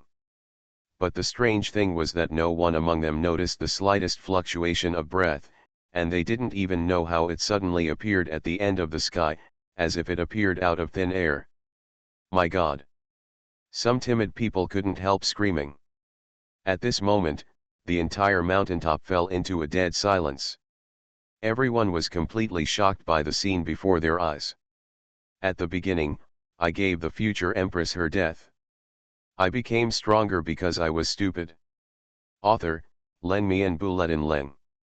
Chapter 491. No one can describe the mood at this moment. Even the big shots were dumbfounded, as if they had seen a ghost. At this moment, everyone's heads were buzzing and exploding, their eardrums were about to rupture, their bodies were stiff, their pupils shrank into needles, and they stared blankly at the huge creature in the sky. Who is this? To actually have such an honorable chariot. 9 dragons pull the cart. What kind of existence is this? Could it be that some hidden power has arrived? At this moment, countless monks felt boundless awe in their hearts. Even the elders from the 4 holy places of Deoxuan domain who came here in advance to preside over the entrance ceremony, as well as various hidden masters, all came out of the darkness. They looked up at the giant chariot in the sky driven by a dragon. His expression showed shock, his face was solemn, and there was a hint of fear in his eyes. Although they are all powerful, they have reached the top of the pyramid, and can even crush their peers, making them invincible in the world. But when faced with the power and aura emanating from the giant chariot in front of him, he still felt an instinctive sense of fear. It seems that it is the real master. Who is this? Someone asked in a low voice. His words were frightening, and his eyes flashed with horror. I've never heard of such a big shot. Isn't this the sleeping ancestor of an ancient family? Someone speculated.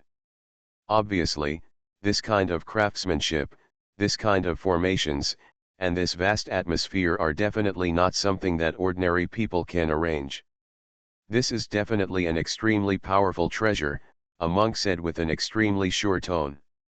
This giant chariot is so big, its whole body is crystal clear and flowing with aura of light, as if it was made of immortal gold. This is a very terrifying and frightening noble phantasm, of infinite value. Even looking at the entire human cultivation world, such a treasure is rare. Even in foreign lands, you will definitely not be able to find a few of them. One can imagine what a rare treasure this is.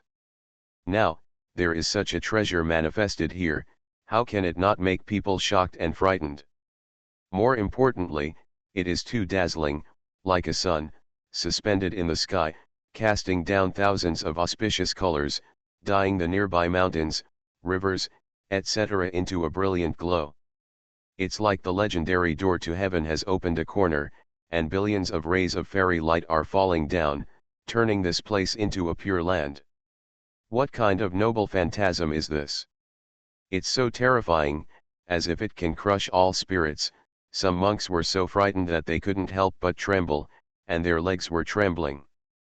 In addition, more monks were frightened and collapsed on the ground. Because the power that permeated the giant chariot was so strong that they couldn't even think of resisting and wanted to kneel down. Could it be that some old monster really appeared? Someone asked doubtfully. Everyone else was awestruck when they heard this, and they all showed fear. Because this is so scary. If an old monster really appears in this world, it's hard to say whether it's a blessing or a curse. Even the 4 holy lands must be treated seriously. After all, once a big trouble is caused, it will be a huge disaster. I don't know which big shot is coming here. A strong man from the 4 holy places in the Deoxuan domain spoke. His name was Yuan Chen, and he was one of the most outstanding disciples of the Wangxiang Palace.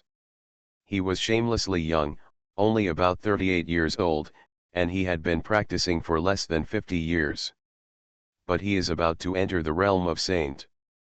His eyes sparkled, he was dressed in green clothes, his skin was wheat-colored, his hair was long and shawl-length, and he had sword-shaped eyebrows and starry eyes. He was handsome and full of vitality. His back was straight, and he had an air of grace that was impressive. His eyes were filled with cold electricity, and he scanned all directions, trying to find any clues. But there are no clues, because at this moment, the giant chariot is shrouded in rays of light, and chaos and mist are lingering, obscuring everything. Boom! Suddenly, bursts of thunder came from the distant sky. It seemed like the beating of war drums, like the sky was shattering, and like thousands of troops galloping. It was shocking. Everyone was startled and looked up. I saw that the sky in the distance suddenly changed color, dark clouds rolled in, and electric snakes danced wildly. The scene was extremely scary. Only the giant chariot still stands in the sky, majestic and majestic, overlooking the common people, giving people a great impact. This scene is really horrifying, almost like a world-ending scene, extremely terrifying. People's legs couldn't help but tremble, their bodies were trembling uncontrollably, and even their scalps were tingling. The kind of fear that comes from the depths of blood and bone marrow makes everyone's soul tremble. Boom! A burst of thunder suddenly spread across the sky, shocking the vast earth. The 9-dragon drawn cart driven by 9 divine dragons slowly turned and landed slowly. Boom! Finally, amidst the noise, the giant chariot landed and stopped above the square, shaking the sky, causing the void to collapse, and a dense black hole appeared. The scene was horrifying. In an instant, an extremely tyrannical pressure spread, sweeping across the 8 desolations and Liuhe. Puff puff puff. In an instant, many weaker monks vomited blood on the spot, their faces turned pale, their bodies were shaky, and they almost fell to their knees on the ground. Fortunately, most of the monks were at a very high level and were able to withstand the pressure and barely remain standing. Moreover, they were not defenseless. They all used magic weapons to protect their bodies and souls and resist the pressure. However, even so, they still felt as if they were carrying a huge mountain on their backs. The feeling of oppression was simply unimaginable, like a mountain pressing down on one's head. Even those saintly masters who had practiced for many years were sweating profusely at this moment, their hearts twitched violently, and they felt as if they were suffocating. Hiss! They gasped, and couldn't help but widen their eyes, looking at the carriage pulled by 9 dragons in horror. Especially on both sides of the 9-dragon carriage, there were 2 women standing, looking down at the people below like gods, with cold eyes and full of indifference. One of them had a slender figure, a beautiful face, and a plain dress, exuding a noble, elegant, and mysterious aura. She was like a holy lotus, beautiful but keeping people away from her. The other one was dressed in red, with a charming figure, well-proportioned curves, skin whiter than snow, and a gorgeous face. However, the feeling they gave people was completely opposite. The red-clothed Mako has a graceful figure, charming and delicate face, and watery eyes, as if water can drip out, which is so tempting that it is suffocating. As for the white-clothed Mako, she seems particularly cold and arrogant, with a look of contempt, and exudes a cold breath all over her body, like a sharp sword, making people dare not look at her. Both women are beautiful women, but their auras are completely different, and the feelings they give people are also very different. The eyes of the red-clothed Mako reveal many complex emotions such as charm, tenderness, and seduction, which seem to contain a lot of grievances and resentment, making people unable to help but pity. And the white-clothed Mako has a calm and cold look, as if she is a goddess who is not stained with dust. People will feel cold at a glance, and a strong fear will rise from the depths of their hearts. At this moment, there was silence in heaven and earth. No one spoke, and everyone was shocked by the scene in front of them. At this moment, the 9 dragons carriage had stopped steadily, and a vast and terrifying pressure filled the entire mountain top, making it hard to breathe. Many monks had already collapsed on the ground, unable to hold on. Moreover, this was only the aftermath, only the pressure released by the 9 dragons' carriage. If it was released with all its strength, it would probably directly shatter the void and crush everything. Hiss. People took a deep breath again, their spines were cold, and their bodies were stiff. Only a few saints were able to stand, but their faces were flushed, their breathing was rapid, and their eyes were full of fear and shock. Too terrifying. Just a ray of pressure was emitted, and the saints present were almost collapsed. Ah, I can't stand it, help. Finally, a monk collapsed, wailed loudly, and fell from mid-air. Seeing this, the other monks also turned pale and retreated in panic, wanting to leave here. However, the 9-dragon carriage was too big and magnificent, occupying the entire mountain, and there was no way to escape. Who is this person? It's so scary. Many people said in horror, feeling their scalps tingling and their spines chilled. Fortunately, the 2 women's eyes swept over them, as if they didn't take them seriously at all, and ignored them completely. Shua. The red-clothed beauty stepped out, stepped on the void and came, standing lightly in front of the people, like a banished immortal, extraordinary and otherworldly. Her beautiful eyes swept the whole audience, and her voice was indifferent, as if it came from the clouds. The great Qin Emperor's chariot came uninvited, just to participate in the centenary celebration. Her tone was crisp and pleasant, like the tinkling of pearls and jade, but in the ears of the crowd, it sounded like the death knell of death, and everyone was trembling with fear and felt cold all over. There were millions of cultivators gathered here, and most of them were strong men above the Zhandao realm, with amazing strength. But at this moment, none of the cultivators dared to look up at her. Dakin. What kind of power is Dakin? Everyone frowned and thought, their heads were confused. In the ancient and modern history of Daoxuan domain, there is no record of any dynasty with such a power as Dakin. Could it be a powerful sect or family? Or is it an imperial clan, an ancient dynasty? Otherwise, how could it have such a domineering and terrifying power? And they also used the word uninvited, which made everyone even more confused. Didn't the 4 holy places inform them of Dakin? Or was it because Dakin rose too fast? Even the 4 holy places didn't pay attention to it. Everyone was silent, but their hearts were full of huge waves. They speculated about the details of Dakin and wanted to find out the truth. Buzz. Suddenly, the 9-dragon carriage shook and burst out a dazzling golden glow. Chi. The 9 dragons chanted, sprayed auspicious colors, and turned into a dazzling light rushing into the sky. It was a rune, branded on the 9 dragons' cart, shining with divine light, illuminating the entire sky, and dyeing the entire vast sky golden. Then, a great pressure suddenly emerged, covering the 8 wastelands, sweeping all around. Everyone suddenly changed color, retreated backwards, trying their best to resist this terrifying pressure, their hearts pounding. They found that this pressure was more than 10 times more terrifying than before, like the might of heaven, making them feel like their livers and gallbladders were about to break.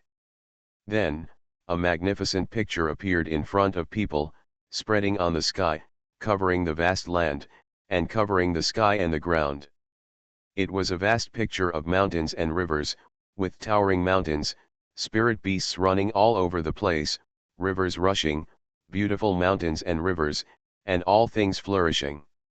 Hey, that's the territory map of the Great Qin, someone screamed in a low voice, widening his eyes, full of disbelief. The beautiful woman on the Qin Emperor's chariot was holding a stone tablet and casting a spell, projecting a vast picture of mountains and rivers on the sky and the ground, which was lifelike. In just a moment, the sky and the ground were full of dazzling divine light, which was extremely brilliant, illuminating the entire world in every detail, flowing with divine light, interweaving a magnificent picture scroll, with divine light and auspiciousness. At this moment, everyone was stunned, their hearts trembled, and their souls palpitated. That scene was too dreamy and gorgeous, like a miracle, and it was simply unbelievable. Especially those saint-level beings, although they had never seen it with their own eyes, they could see the scene in the picture scroll through divine thoughts, and they were all shocked. It was a magnificent landscape of mountains and rivers, with various spiritual birds flying and various ferocious beasts roaring, a primitive scene. In the intermittent, there were mountains standing up, towering into the clouds, lakes were blue, and the waves were rippling, and there were mountains stretching, majestic and magnificent. Everyone also saw a magnificent city rising from the ground, standing in the mountains, or floating in the sky, shining like a pearl. How magnificent and magnificent is this! It is a wonder, a fairyland. Is that the territory of the great Qin Empire? Is this, really the territory of the great Qin Empire? People were confused and more surprised and awed. Boom! The world shook, the picture scroll shrank, and finally turned into the size of a fist, which was held in the hand of the beautiful woman, and wisps of golden clouds fell. Soon, the world returned to peace and the sun shone. This is the great Qin. The woman spoke, her voice was cold and pleasant, like the Sanskrit chanting of the nine heavens goddess, which made everyone's mind dazed for a moment. People were confused, and those portraits had disappeared long ago, but the beautiful woman was still standing there. Her white clothes were whiter than snow, her skin was crystal clear, like a fairy, not eating worldly fireworks. This is a strong man, unfathomable. The secret technique she just performed was so terrifying that my soul almost exploded. Someone trembled. I felt a strong murderous intention. That woman not only has amazing combat power, but also has peerless magical powers. She should not be underestimated, someone exclaimed. Dakin, is this a new and powerful force? Many people were overwhelmed and couldn't help but speculate and associate, thinking that Dakin's origin must be unusual. Everyone talked about it, but they had no idea about Dakin's origin. At this time, the woman in white skirt walking on the high platform suddenly knelt down towards the nine-dragon carriage, kowtowed and saluted, and said respectfully, "Welcome, Your Majesty." The voice was beautiful and flawless, like an aureole, refreshing, making many male cultivators' hearts sway and their blood boil. This. Many people were dumbfounded. Your Majesty? Is this title for calling the people in the carriage? In the confusion of the crowd. Boom. Buzz. The nine-dragon carriage hummed softly, and slowly opened the door. The magnificent door rumbled, deafening. People held their breath and stared at it, hoping to see the scenery inside clearly. With a loud boom, the huge door opened, revealing a huge space. It was magnificent and dazzling, like a golden palace, with all kinds of jade and jewelry dotted in it, flashing crystal light. Here, the spiritual energy was dense, the mist was ethereal, and ancient scrolls were suspended, emitting brilliant rays of light. A figure sat on the golden dragon chair, surrounded by chaotic energy, and surrounded by a myriad of auspicious colors, which made him more extraordinary, hazy, and holy, making it difficult to see his appearance. Somehow, people suddenly had an illusion that he was the legendary god, sleeping and about to wake up. At this moment, a light breeze blew and lifted a corner of the car curtain, causing everyone's pupils to shrink immediately.